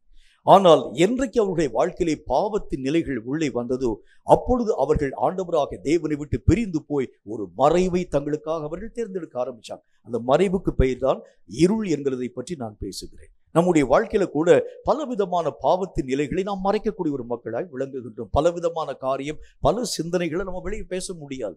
எல்லா விதமான காரியங்களையும் வெளியே சொல்ல முடியாது. இவைகள் எல்லாம் தேவனுடைய பார்வையிலே பொல்லாப்பாய் மெய்யாகவே நினைவு கூறப்படக்கூடியதாய் விளங்க ஆரம்பிக்கிறது. எந்த காரியத்திலே நீங்களும் நானும் இருளை நேசிக்கும் ஒரு மக்களாய் விளங்க ஆரம்பிக்கிறோம். எந்த காரியத்திற்கெல்லாம் இருள் தேவைப்பட ஆரம்பிக்கிறது, எந்த நேரத்திலே ஆண்டவராக தேவன் நம்மளை கொண்டு போய் வெளிச்சத்தை கொண்டு வந்து பிடிச்சு கொண்டு வந்து விழ ஆரம்பித்தாலும் கூட திரும்ப நான் இருளை நோக்கி பயணிக்கிறது என்ன காரணம்? சில முக்கியமான கருத்துக்களை பற்றி நாம் மெய்யாகவே கற்று உணர வேண்டியது அவசியம். முதலாவது காரியமாக வேதம் சொல்லக்கூடிய நல்ல ஒரு வார்த்தையின் அடிப்படையில் மத்தேயு எழுதின சுவிசேஷத்தில் 25வது அதிகாரம் அதுல 30வது வசனம் இந்த வார்த்தையை நமக்கு சொல்கிறது. மத்தேயு எழுதின சுவிசேஷம் 25வது அதிகாரம் 30வது வசனம் இந்த வார்த்தையை சொல்கிறது. கொஞ்சம் நான் நிதானமாக வாசிக்கிறேன், கொஞ்சம் ஆழமாக கவனிங்க. பிரயோஜனமற்ற ஊழியக்காரனாகிய இவனை புறம்பான இருளிலே தள்ளி போடுங்கள், அங்கே அழுகையும் பற்கடிப்பும் உண்டாயிருக்கும் என்றார். இருளுக்கு முதல் காரணம், இருளை நான் நேசிக்கிறதுக்கு முதல் காரியம் என்ன அப்படின்னா, தேவனாகிய கர்த்தருக்கு பிரயோஜனம் இல்லாத ஒரு வாழ்க்கை நான் வாழுகின்றேன். கர்த்தர் உங்களை உருவாக்குறதற்கு எதுக்காக உருவாக்கி இருக்கிறாரு அப்படின்னா, தேவனுக்கு பிரயோஜனமாக நீங்கள் ஏதாகிலும் ஒரு காரியத்தில் கர்த்தருக்கு பிரயோஜனமான ஒரு வாழ்க்கை வாழும். நீங்க செய்யக்கூடிய கிரியை கர்த்தருக்கு பிரயோஜனமா இருக்கணும். நீங்க பேசக்கூடிய வார்த்தை கர்த்தராகிய தேவனுக்கு பிரயோஜனமா இருக்கணும். நீங்க நடக்கக்கூடிய நடக்கை கர்த்தராகிய தேவனுக்கு தேவனுடைய நாமத்தை மகிமைப்படுத்தக்கூடியதாய் விளங்க வேண்டும். நீங்க மற்ற மக்களுக்கு கர்த்தருடைய வார்த்தைகளை அறிவிக்கக்கூடிய தன்மையினால கர்த்தராகிய தேவனுக்கு ஏதாகிலும் ஒரு பிரயோஜனம் காணப்பட வேண்டியது அவசியம். நான் எந்த காரியத்தையுமே செய்யவே மாட்டேன், ஆண்டவராகிய தேவனுடைய சமூகத்தில் வருவேன், இந்த நாற்காலிலே நான் உட்கார்ந்திருக்கக்கூடிய ஒரு மனுஷனாக இருப்பேனே தவிர தேவனாகிய கர்த்தருக்கு ஒரு எந்த விதமான பிரயோஜனமும் இல்லாத ஒரு வாழ்க்கை வாழக்கூடியவனாய் விளங்குவேன் என்று சொன்னால், நான் என்னுடைய வாழ்க்கையிலே தேவனுடைய திட்டத்திற்கு மாறாக இருளை என்னை அறியாமல் நேசிக்கக்கூடியவனாய் விளங்க ஆரம்பிக்கிறேன் என்று கர்த்தர் சொல்வார். ஏன்னா அதனுடைய தண்டனை பனிஷ்மெண்ட் என்னவா இருக்கிறது? அவனை அழுகையும் பற்கடிப்பும் நிறைந்த இருளுக்குள்ளாக தூக்கிறீர்கள் கர்த்தர் சொல்றார். இவன் இந்த இருளை மெய்யாகவே தன்னுடைய வாழ்க்கையிலே விருப்பப்பட ஆரம்பிக்கிறனாலதான் தேவனுக்கு பிரயோஜனமாக எந்த காரியத்தையும் செயல்படாத ஒரு மனிதனாய் அவன் தன்னுடைய வாழ்க்கை நிலைகள் யாவற்றையும் ஆசரிக்கக்கூடியவனாய் விளங்க ஆரம்பிக்கிறார். இப்ப கர்த்தராகிய தேவனுக்கு முன்பதாக இருக்கக்கூடிய நீங்கள், நாம் நம்முடைய வாழ்க்கையிலே எந்த விஷயத்தில் கர்த்தராகிய தேவனுக்கு பிரயோஜனமான ஒரு வாழ்க்கை வாழுகிறோம் யோசிப்பாரு. நம்முடைய வாழ்க்கையிலே ஆண்டவராகிய தேவனுடைய மனம் எந்த காரியத்தின் நிமித்தம் பரவசம் கொள்ள ஆரம்பிக்கிறது? நான் எதை செய்ய ஆரம்பிக்கிறதுனாலே கர்த்தராகிய தேவன் என் மேல் மெய்யாகவே சந்தோஷம் நிறைந்த ஒரு தேவனாய் விளங்குகின்றார். நான் பேசக்கூடிய வார்த்தைகளினாலே, நான் செய்யக்கூடிய கிரியைகளினாலே, கர்த்தருக்கு பயப்படக்கூடிய பயத்தினாலே, கர்த்தருக்கு பிரியமான ஓட்டத்திலே கடந்து போகிறதுனாலே எதிலே ஆண்டவராகிய தேவனுடைய மனதை நான் மெய்யாகவே பரவசப்படுத்த ஆரம்பிக்கின்றேன். இவைகளை நான் என்னுடைய வாழ்க்கையிலே ஆழமாக யோசிக்க வேண்டியது அவசியம். சும்மா ஒரு நேர போக்குக்காக ஆண்டவராகிய தேவன் எல்லா ஜனங்களையும் கூடி வர பண்ணி அநேகம் அவருடைய வார்த்தைகளை பேச வேண்டும் என்று சொல்லி கர்த்தராகிய தேவனுடைய திட்டம் அது கிடையாது. வரக்கூடிய ஒவ்வொரு மனிதனையும் ஆண்டவராகிய தேவன் அபிஷேகம் பண்ணுகிறதற்கு ஒரு நோக்கம் உண்டு. என்ன நோக்கம் உண்டு? நீ எனக்கு பிரயோஜனமான பாத்திரமாய் காணப்படும், நீ எனக்கு என்னுடைய சித்தத்தை செயல்படுத்தக்கூடிய ஒரு மனிதனாய் விளங்குகிறதுனால எனக்கு பிரயோஜனமான ஒரு மனிதனாக என்னுடைய ஒவ்வொரு விதமான கிரியைகளையும் நீ செயல்படுத்தும் எனக்கு பிரயோஜனமுள்ள ஒரு ஊழியக்காரனாய் நீ காணப்பட வேண்டும். அதான் கர்த்தராகிய தேவனுடைய விருப்பம்.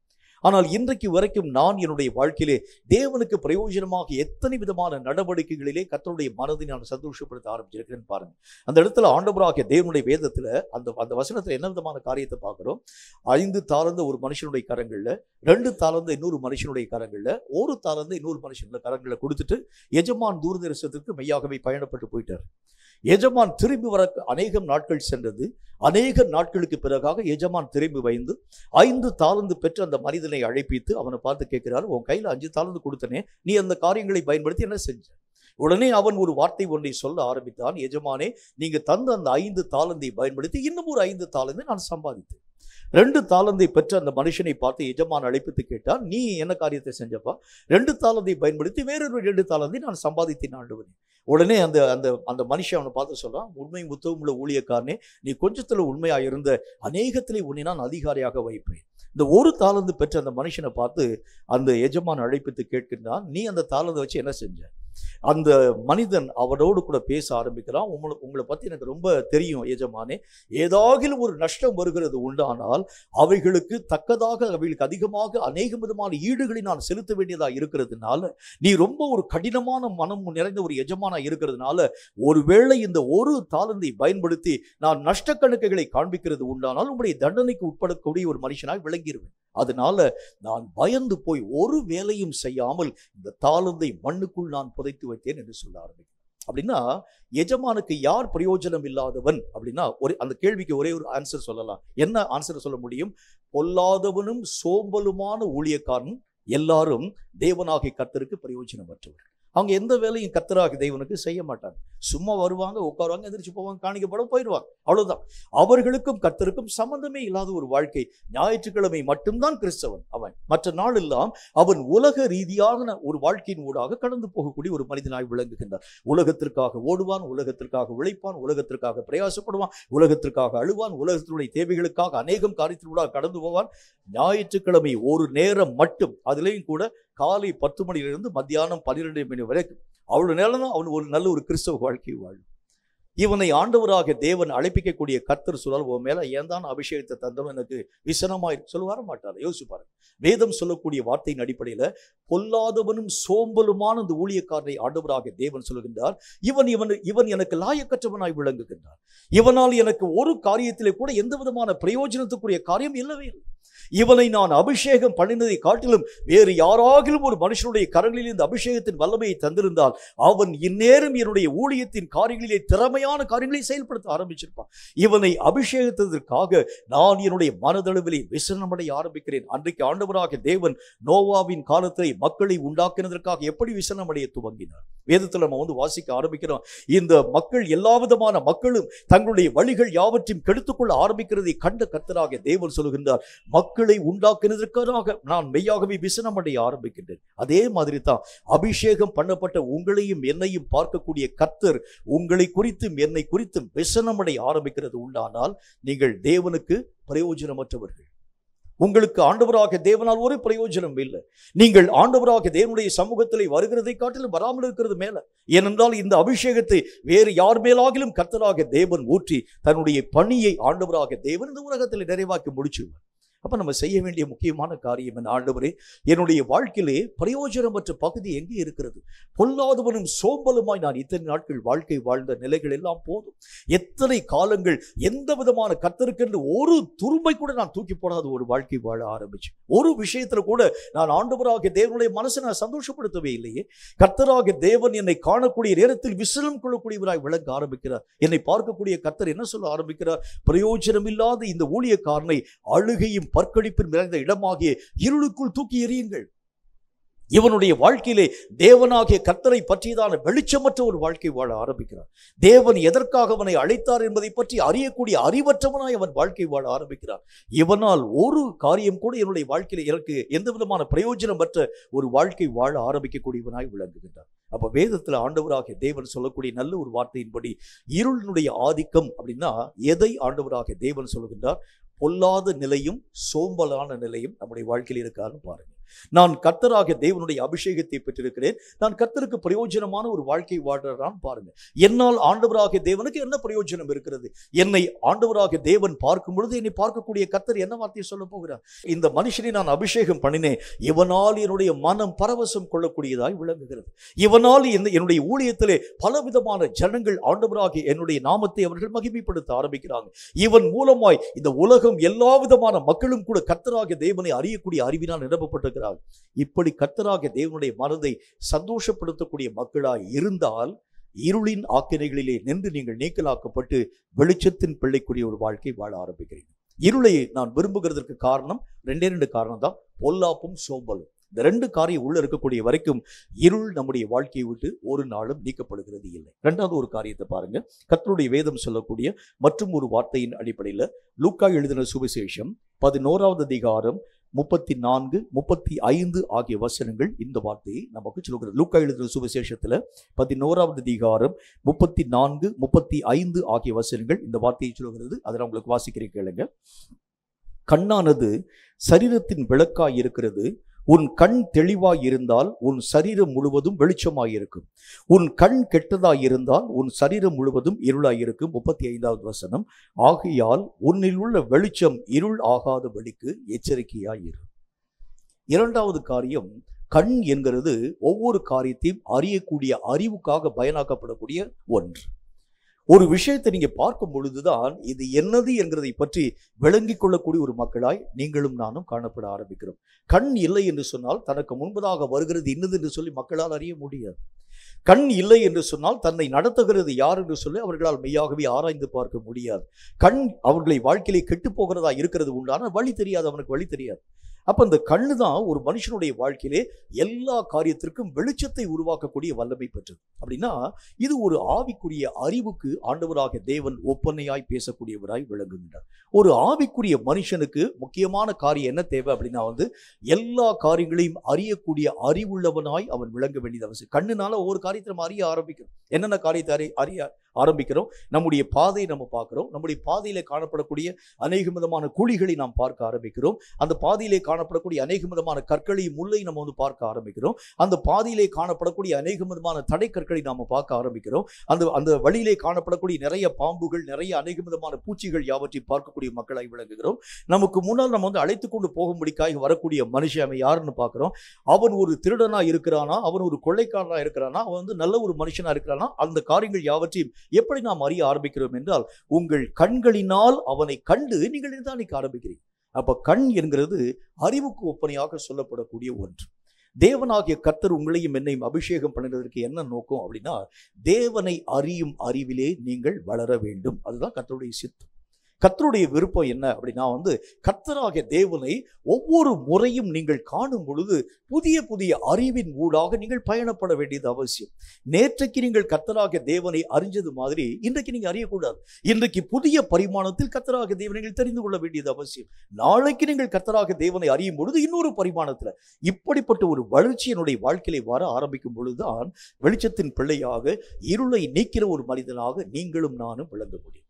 இதற்கு நல்ல ஒரு உதாரணத்தை நான் உங்களோடு கூட பேச வேண்டும் என்றால், நேற்றைய தினத்தில் இன்றைக்கு தினத்தில் 2 விதமான யுத்தத்தின் ஊடாக நான் பயணப்பட போகின்றேன். ஒன்று, அண்டை நாடாக காணப்படக்கூடிய சீனாவுக்கு விரோதமான ஒரு யுத்தம்னு வச்சுக்கோங்க. நேற்றைக்கு அந்த ஒரு யுத்தம். இன்றைக்கு பாகிஸ்தானுக்கும் எனக்கும் விரோதமான ஒரு யுத்தம். நேற்றைக்கு நான் சீனாவுக்கு விரோதமாக யுத்தத்தின் ஊடாக பயணப்பட ஆரம்பிக்கின்றேன். அப்ப நான் என்ன செய்ய ஆரம்பிக்கின்றேன்? பல விதமான ஆயுதங்கள் எல்லாவற்றையும் எடுத்துக்கொண்டு நான் பயணப்பட ஆரம்பிக்கின்றேன். அந்த சீனாவிலே காணப்படக்கூடிய ஆயுதங்களுக்கு இணையாக, அந்த ஆயுதங்களுக்கு மிகுதியாக இன்னும் நான் பலவிதமான பலங்களை பயன்படுத்தி என்னென்ன விதமான காரியங்களை பயன்படுத்தினால் இந்த சீன படைகளை நான் மெய்யாகவே மேற்கொள்ள முடியும். சீனாவினுடைய இராணுவத்தினுடைய எல்லா தன்மைகள் யாவற்றை நான் புரிந்து கொண்டு அதற்கேற்ற ஆயத்தத்தின் ஊடாக நான் கடந்து போய் அந்த ஆயுதங்களை பயன்படுத்தி சீனாவுக்கு விரோதமான யுத்தத்தில் போறேன். இன்னைக்கு பாகிஸ்தானுக்கு விரோதமான யுத்தம். அப்ப சீனாவிலே பயன்படுத்தக்கூடிய ஆயுதங்களை அல்ல, இங்க இருக்கக்கூடிய ஆயுதங்களுக்கு ஏற்ற ஆயுதங்களை நீங்கள் பயன்படுத்த ஆரம்பிச்சாதான் இந்த தேசத்தை ஜெயிக்க உங்களால் முடியும். நேற்றைக்கு இருக்கக்கூடிய ஆயத்தம் எனக்கு போதாது. இன்றைக்கு ஒரு புதிய ஆயத்தம் என்னுடைய வாழ்க்கையில வரணும். அதே மாதிரி தான் தேவனாகிய கர்த்தரை அறியக்கூடிய அறிவுல நேற்றைக்கு இருக்கக்கூடிய வல்லமையை வைத்துக்கொண்டு சாத்தானை எதிர்க்க முடியாது. கர்த்தரை அறியக்கூடிய அறிவினால்தான் பிசாசை ஜெயிக்க முடியும் உங்களால. நேற்றைக்கு இருக்கக்கூடிய அறிவின் வளர்ச்சியை கொண்டு நேற்றைக்கு இருக்கக்கூடிய பிரச்சனையை ஜெயிச்சு முடிச்சிட்டீங்க. ஆனால் இன்றைக்கு இருக்கக்கூடிய பிரச்சனையை நீங்கள் ஜெயிக்க வேண்டும் என்றால் இன்றைக்கு நீங்கள் கர்த்தராகிய தேவனை அறியும் அறிவில் புதிய பரிமாணத்துல போகணும். அப்படி போனாதான் இன்றைக்கு வரக்கூடிய சாத்தானின் ஆயுதங்களை ஜெயிக்க உங்களால முடியும். நாளைக்கு இன்றைக்கு இருக்கக்கூடிய வல்லமையோடு கூட சாத்தானை எதிர்க்க உங்களால முடியாது. நாளைக்கு தேவனாகிய கர்த்தரை புதிய பரிமாணத்தை நீங்கள் அறிய ஆரம்பிக்கும் பொழுதுதான் சாத்தான் வரக்கூடிய சாத்தானை மேற்கொள்ள உங்களாலும் என்னால் முடியும். அப்ப நம்முடைய ஆவிக்குரிய நிலையில எப்படி இருக்கணும் பாருங்க. ஆவிக்குரிய அறிவிலே காலங்கள் தோறும் வளரக்கூடிய ஒரு மக்களாய் விளங்க வேண்டியது அவசியம். நேற்றைய புரிந்து கொள்வது இன்னைக்கு எனக்கு போதாது. இன்னைக்கு புரியக்கூடிய இந்த தன்மை நாளைக்கு எனக்கு போதாது. ஒவ்வொரு நாளும் ஆவிக்குரிய அறிவிலே விருத்தடையத்தான் வெளிச்சத்தை நோக்கி நீங்களும் நானும் பயணப்படக்கூடிய ஒரு மக்களாய் விளங்க ஆரம்பிக்கிறோம். இந்த இருள் நிறைந்த தன்மை எதை நம்முடைய வாழ்க்கையிலே வலியுறுத்த ஆரம்பிக்கிறேன்னு சொன்னா, தெளிவற்ற பார்வையினா என்ன அர்த்தம்? தெளிவற்ற பார்வை ஒரு மனுஷனுடைய வாழ்க்கையிலே வருகிறது உண்டானால் அவன் தானாக நடக்க முடியாது. நல்லா புரிஞ்சுக்கோங்க, அவன் தானாக நடக்க முடியாது. அவனுக்கு ஒருவனுடைய உதவி தேவைப்பட ஆரம்பிக்கும். ஏன்னா அவனுடைய பார்வையில சரியான ஒரு தெளிவு இல்லை. அவனுக்கு வரக்கூடியது, முன்பதாக வரக்கூடியது என்ன வருகிறது அவனுக்கு தெரியல. முன்னால வரக்கூடியது காரு வருதா லாரி வருதான்னு தெரியல. ஆகவே அவனை நடத்த ஒரு மனிதன் எல்லா நேரத்தும் துணையா இருக்க வேண்டியது அவசியம். இப்படியே எத்தனை நாட்கள் வரைக்கும் கையிலாக கொடுக்கக்கூடிய மக்களுடைய உதவிகளை நீங்களும் நானும் தேடுவேன். அப்ப கர்த்தராக தேவன் என்ன வார்த்தையை சொல்லுகின்றார்? நீயே நடக்க பழக வேண்டும் என்றால் உன் கண்களிலே ஒரு தெளிவு வரணும். நீயே எல்லா விதமான பாதைகள் யாவற்றையும் நிதானித்து அறியக்கூடிய அறிவுள்ளவனாய் விளங்கணும். ஒவ்வொரு பாதையிலே காணப்படக்கூடிய ஒவ்வொரு விஷயத்தையும் எப்படி நான் ஜெயிக்க வேண்டும், எப்படி அந்த காரியங்கள் யாவற்றையும் மேற்கொள்ள வேண்டும், அநேக விதமான முள் இருக்கக்கூடிய பகுதியிலே எப்படி என்னுடைய கால்களிலே அந்த முள் தைக்காமல் நான் நடக்க பழக வேண்டியது அவசியம். அநேக விதமான தடைகள் வரக்கூடிய நேரத்தில் அந்த தடைகளை தாண்டி எப்படி நான் பயணப்பட வேண்டியது அவசியம். அநேக விதமான, அதாவது என்னுடைய ஜீவனுக்கு சேதத்தை உருவாக்கக்கூடிய அநேக விதமான பூச்சிகளும் பாம்புகளும் அநேக விதமான வனவிலங்குகள் வரக்கூடிய நேரத்தில் என் ஜீவனை காப்பாற்ற நான் என்ன செய்ய வேண்டும்? இப்படி ஒவ்வொரு நிலைகளிலும் ஆவிக்குரிய அறிவிலே நீங்கள் வளர ஆரம்பித்தால் மட்டும்தான் நீங்களாகவே கடைசி வரைக்கும் சரியான ஓட்டத்தின் மூலமாக பயணிக்க முடியும். இன்னைக்கு நிறைய பேருடைய ஆவிக்குரிய நிலைமை எப்படி இருக்குன்னு சொன்னா, ஒருவனுடைய உதவி இல்லாமல் அவனால் ஜெபிக்க முடியாது. ஒருவனுடைய உதவி இல்லாமல் அவனால் இயங்க முடியாது, தலித்து இயங்க முடியாது. அவனுக்கு அநேக விதமான ஆலோசனைக்காரர்கள் தேவைப்பட ஆரம்பிப்பாங்க. ஆனா ஒரு விஷயத்தை புரிஞ்சுக்கோங்க, ஆலோசனைக்காரர்கள் எல்லா நாளிலும் உங்க கூடவே இருக்க மாட்டாங்க. ஏனென்றால் ஒரு நாளில் ஆண்டவராக தேவனுடைய ரகசிய வருதுன்னு வச்சுக்கோங்களேன், அதுல உங்களுக்கு ஆலோசனை சொல்லக்கூடிய மக்கள் நல்ல முறையில் காணப்பட ஆரம்பிக்கிறவங்க அவங்களாம் போயிடுவாங்க. இனி இருக்கக்கூடிய மக்கள் சொல்லக்கூடிய ஆலோசனை எப்படி இருக்கும் பாருங்க. கைவிடப்பட்டிருக்கக்கூடிய மக்கள் ஆலோசனை சொன்னா எப்படி இருக்குன்னு யோசிச்சு பாருங்க. ஆகவேதான் கர்த்தராகிய தேவன் சொல்லுகின்றார், அதற்கு முன்பதாக நீங்களே உங்களுடைய கால்களை எடுத்து நடக்க நீங்களே பழகணும். நீங்களே காரியத்தை செய்யணும். நீங்களே கர்த்தருடைய அந்த சமூகத்தை நோக்கி ஜெபிக்க பழகணும். நீங்கள் ஆண்டவராக தேவனோடு கூட தொடர்பு கொள்ள நீங்களே அநேக விதமான முயற்சியின் ஊடாக நீங்கள் காரியங்கள் யாவற்றையும் செயல்படுத்த வேண்டியது அவசியம். நீங்களே கர்த்தருடைய வார்த்தைகளை கேட்கவும், நீங்களே கர்த்தருடைய முகத்தை தரிசிக்கவும், நீங்களே கர்த்தராக தேவனோடு கூட அந்யோன்யமான ஐக்கியம் கொள்ளக்கூடிய அளவுதான அநேக விதமான ஆவிக்குரிய பழக்கங்களில் நீங்கள் பழக ஆரம்பிச்சாதான் இனி வரக்கூடிய காலங்களிலே நீங்களும் நானும் நிலைத்த வாழ்க்கை வாழ முடியும். கர்த்தர் என்ன சொல்ல ஆரம்பிக்கிறான்னு சொன்னா, என்னுடைய கண்கள் தெளிவான கண்களாய், நாள்தோறும் தெளிவிக்கப்படக்கூடிய கண்களாய், நாள்தோறும் என்னுடைய கண்களிலே காணப்படக்கூடிய அறிவின் வளர்ச்சி அதிகரிக்கப்பட ஆரம்பிச்சா மட்டும்தான் இனி வரக்கூடிய காலங்களிலே இருளுக்குரிய நிலைகளை விட்டு நான் நீங்களாக்கப்பட்டக்கூடியவனாய் விளங்க ஆரம்பிக்கிறது நான் பார்க்க முடியும். இப்போ கர்த்தருடைய வேதம் என்ன சொல்லுது அப்படின்னா, என்னுடைய கண்களை தெளிவிக்கும் நிறைய காரியத்தின் ஊடாக நான் பயணப்பட வேண்டியது அவசியம். அறிவு நிறைந்த ஆவிக்குரிய தன்மைகளின் ஊடாக நீங்களும் நானும் ஆண்டவராகிய தேவனால் அழைக்கப்பட்டிருக்கிறோம். இயேசு கிறிஸ்து இந்த உலகத்தை வாழ்க்கை வாழ்ந்த பொழுது இயேசுவை பார்த்து பல விதமான சீஷர்கள், பல விதமான ஜனங்கள், அங்கு காணப்படக்கூடிய பரிசேயர்கள், சதுசேயர்கள், வேதபாரகர், நிறைய ஜனங்கள் நிறைய கேள்விகளை கேட்க ஆரம்பிச்சார்.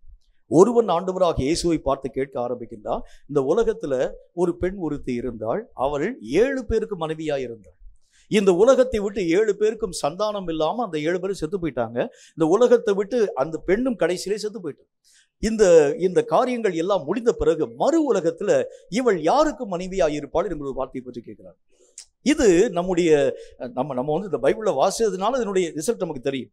வாசிக்காம இருந்த இதனுடைய விளக்கத்தை நான் எப்படி சொல்ல முடியும்? அப்ப இயேசு கிறிஸ்துவுக்கு என்ன கேள்வி கேட்டாலும் பதில் சொல்லக்கூடிய தன்மை திராணி பெற்றவராய், அதுதான் கர்த்தராகிய தேவன் சொல்கின்றார், அறிவில் நிறைந்த ஒரு வாழ்க்கை. யார் என்ன கேள்வி கேட்டாலும், யார் என்ன காரியங்கள் யாவற்றையும் சொல்ல துவங்க ஆரம்பிச்சாலும், இன்னைக்கு பல பேர் நமக்கு முன்பதாக நின்று உங்கள் வாக்குகள் யாவற்றையும் மடக்கக்கூடிய நிலைகளை பார்க்க முடியும். அதாவது தேவனாகிய கர்த்தரை அறியாது இருக்கக்கூடிய பலவிதமான புறஜாதி மக்களுக்கு முன்பதாக போய் நின்று நீங்க பேசி பாருங்க. சில நேரங்களில் உங்களுடைய வாக்கு சரியாக இருக்கக்கூடிய காரியத்தை நிமித்தமாக வெற்றி பெறுவீங்க. ஆனால் பல நேரங்களில் தோற்று போகக்கூடிய நிலைகளின் ஊடாக நாம் பயணப்பட ஆரம்பிக்கிறோம். காரணம் என்ன? இன்னும் தேவனை ஆழமான விதத்தில் அறியக்கூடிய அறிவுள்ளவனாய் நான் காணப்படல. அதான் ரீசன். அப்ப கர்த்தருடைய வேதம் சொல்லக்கூடிய வார்த்தையின் அடிப்படையில இருள் நிறைந்த வாழ்க்கைக்கு என்ன காரணம் என்றால், தேவனை அறிய எனக்கு மனசு இல்லை. அதுதான் இருள் நிறைந்த வாழ்க்கைக்கு 2வது காரணம். இந்த இருளை என்னை விட்டு நீங்கக்கூடிய அளவிற்கான காரியங்களை செயல்படுத்த ஆரம்பித்தால், நாள்தோறும் என் தேவனாகிய கர்த்தருக்குள் புதுமையை நான் படிக்கணும். புதுமையான காரியங்களை நான் பெற்றுக்கொள்ளணும். நேற்றைக்கு இருக்கக்கூடிய ஆவிக்குரிய அனுபவத்தோடு கூட நான் நின்று விடக்கூடாது. இன்றைக்கு ஒரு புதிய அனுபவம், புதிய வல்லமை, புதிய கிருபை, புதிய இரக்கம். கர்த்தராகிய தேவன் ஒரே விதமாய் உங்களையும் நடத்தக்கூடிய ஒரு தேவன் அல்ல. அவர் ஒவ்வொரு மனுஷனும் நடத்தக்கூடிய வழிமுறைகளை பாருங்க. ஆண்டவராகிய தேவனுடைய நாமத்தினால இயேசு வாழ்ந்த அந்த காலத்துல ஒரு முறை கர்த்தராகிய தேவன் ஒரு குருடனை சுகமாக்கும்படிக்காய் குருடனை அவருக்கு முன்னால் அழைத்து கொண்டு வர ஆரம்பிக்கிறாங்க. அழைத்து கொண்டு வரக்கூடிய நேரத்துல கர்த்தராகிய தேவன் அவனை பார்த்து சொல்லுகின்றார், நீ போய், அதாவது பக்கத்தில் இருக்கக்கூடிய அநேக விதமான மண்ணிலே ஒரு சேறு ஒன்றை உருவாக்கி அவனுடைய கண்களிலே பூசி, ஆண்டவராகிய தேவன் சொல்லுகின்றார், சீலோவாம் என்கின்ற அந்த குளத்தில் போய் நீ கழுவு என்கிறதை பற்றி பேசுகின்றார். அந்த மனிதன் பார்வையடைய ஆரம்பிக்கின்றான். இன்னொரு அதே விதமான ஒரு குருடனை ஆண்டவராகிய தேவனுக்கு முன்பதாக அழைத்து கொண்டு வர ஆரம்பிக்கின்றார். உடனே கர்த்தராகிய தேவன் அவன் மேலே தன்னுடைய கரங்களை வைத்து அவனை தொட்ட மாத்திரத்தில் அவனுக்கு சுகமாக்கப்பட ஆரம்பிச்சு. ஏன் 2 பேருக்கும் ஒரே மாதிரி அற்புதத்தை கர்த்தர் செய்யல? அதே மாதிரி எல்லா விதமான மக்களுக்கும் ஒரே மாதிரி செஞ்சிருக்கிறதுனால இல்ல. கர்த்தராகிய தேவன் ஒவ்வொரு விஷயத்திலும் ஒவ்வொரு புதுமையை வெளிப்படுத்தும் ஒரு தேவனாய் விளங்குகின்றார்.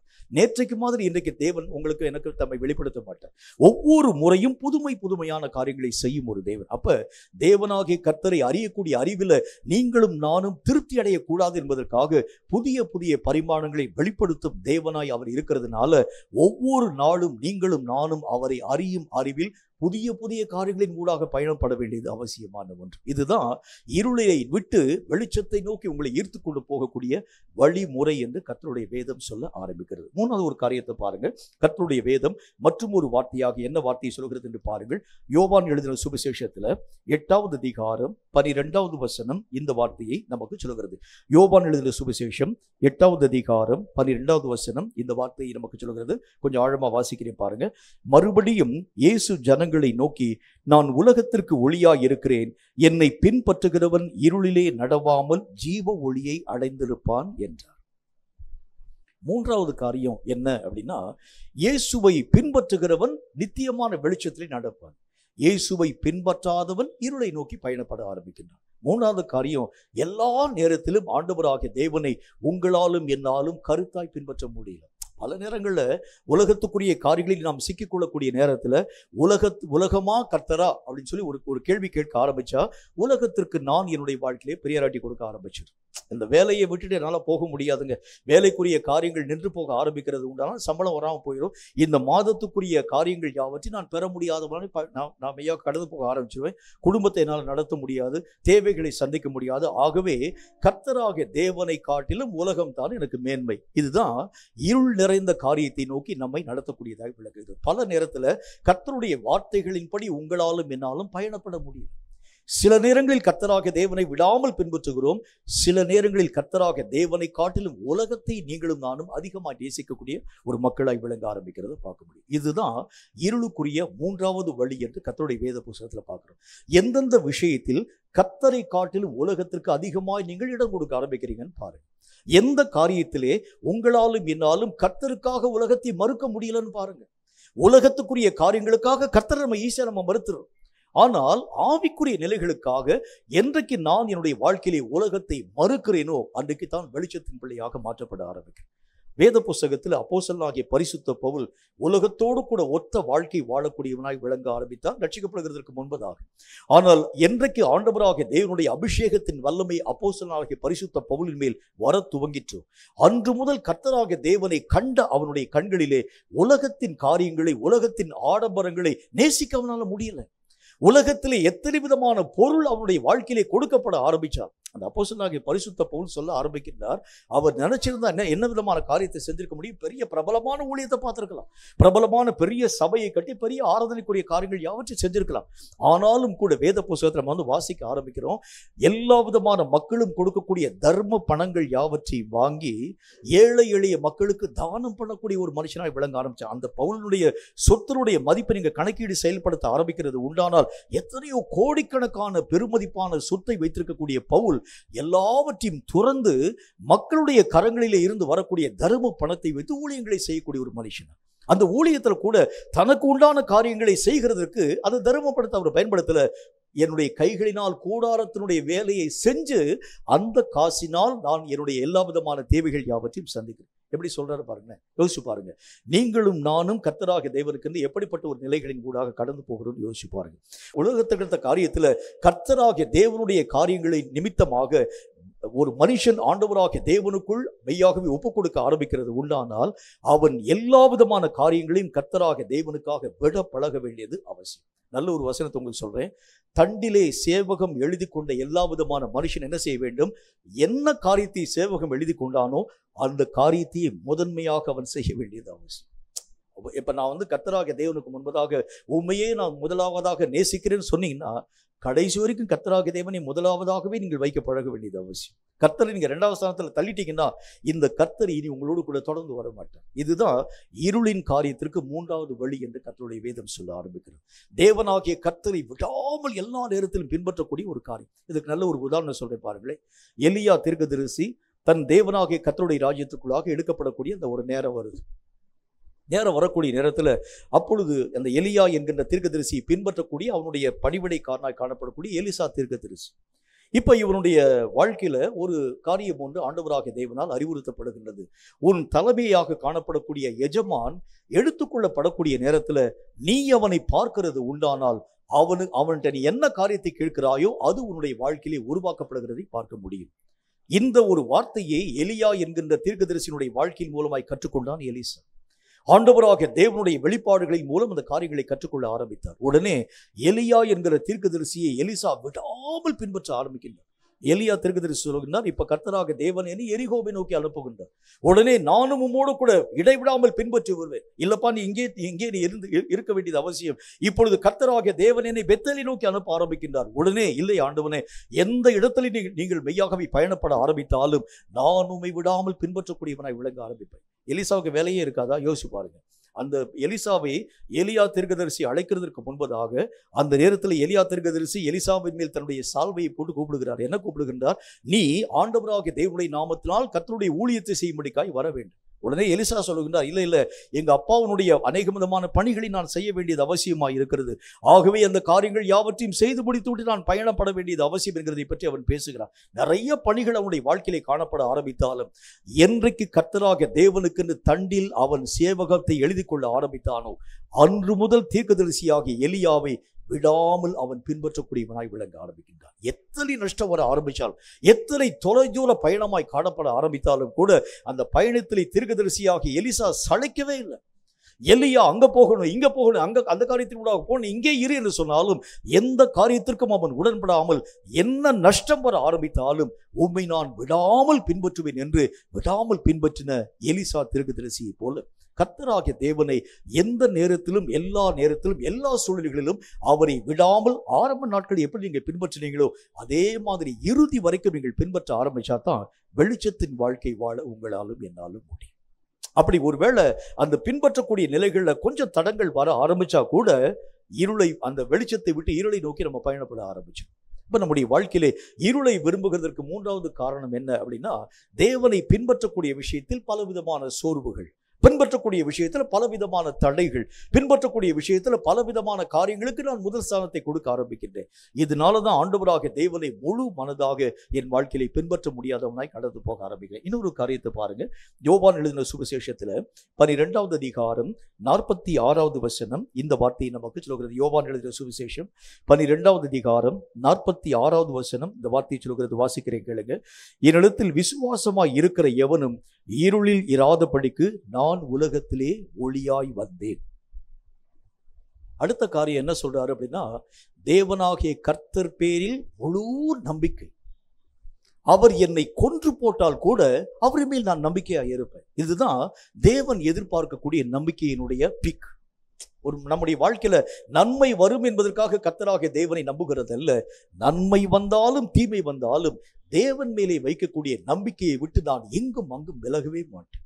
கர்த்தராகிய தேவன் என்னை அழித்தது உண்மை, கர்த்தராகிய தேவன் என்னை தெரிந்து கொண்டது உண்மை. இந்த தேவன் எந்த இடத்திலும் என்னை ஒரு நாளும் கைவிட்டு விட்டு கடந்து போய்விடவே மாட்டார். என்னை நடத்தக்கூடிய கர்த்தருக்கு என்னுடைய ஒவ்வொரு நிலைகளும் ஆழமாய் அறிந்திருக்கக்கூடிய தேவனுக்கு எல்லாமே தெரியும்.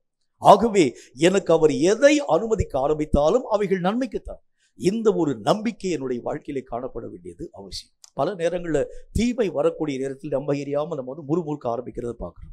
தீமை வரக்கூடிய நேரத்தில் ஆண்டவராகிய தேவனுக்கு கண்ணில்லையா, ஏன் என் குடும்பத்தில் இருக்கக்கூடிய பிரச்சனையை கர்த்தர் பார்க்க மாட்டாரா?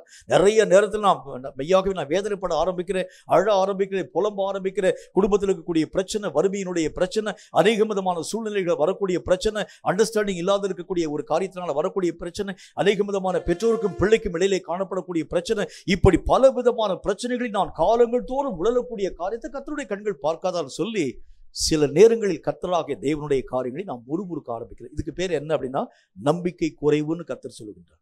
தேவனுக்கு தெரியும், உன்னை உண்டாக்கின கர்த்தருக்கு தெரியும் உன்னுடைய ஒவ்வொரு அலைச்சல்களையும், உன்னுடைய ஒவ்வொரு காரியத்தையும் பார்க்கிற. வசனத்தில் என்ன போடுறது, உன்னுடைய ஒவ்வொரு துளி கண்ணீரையும் கர்த்தராகிய தேவன் தன்னுடைய துருத்தியில பிடிச்சு வச்சுக்கிறாராம். அது நமக்கு தெரியல, ஆனால் வசனத்தில் என்ன காரியத்தை பார்க்கிறோம், துருத்தியிலே பிடித்து வைத்திருக்கக்கூடிய கர்த்தர் என்ன சொல்லுகின்றார், கண்ணீருக்கு கர்த்தராகிய தேவன் கணக்கு வச்சிருக்கிறார்.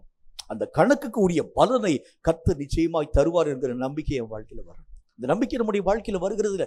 எவ்வளவு நாள் நான் அழுதேன், எவ்வளவு நாள் நான் புலம்ப ஆரம்பிச்சேன், எவ்வளவு நாள் என்னுடைய வேதனையினுடைய காரியத்தினூடாக கடந்து போனேன். ஆனால் கர்த்தராகிய தேவன் சொல்லுகின்றார், என் மேல் நம்பிக்கையாய் இருக்கக்கூடிய ஒவ்வொரு மனுஷனுடைய கண்ணீரையும் நான் துருத்தியிலே பிடித்து வைத்துக்கொண்டு அவைகளுக்குரிய ஒவ்வொரு கணக்கையும் அறிந்து அவைகளுக்குரிய எல்லா விதமான பலன்களையும் திரும்ப செலுத்தும் ஒரு தேவனாய் விளங்க ஆரம்பிக்கின்றேன்.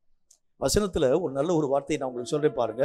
ஆண்டவராகிய தேவனுடைய நாமத்தினாலே தாவீது என்கின்ற மனிதன் அந்த சவுலின் குமாரத்தின் மேலே ரொம்ப பாசம் வைக்கக்கூடியவனாய் விளங்க ஆரம்பிச்சு.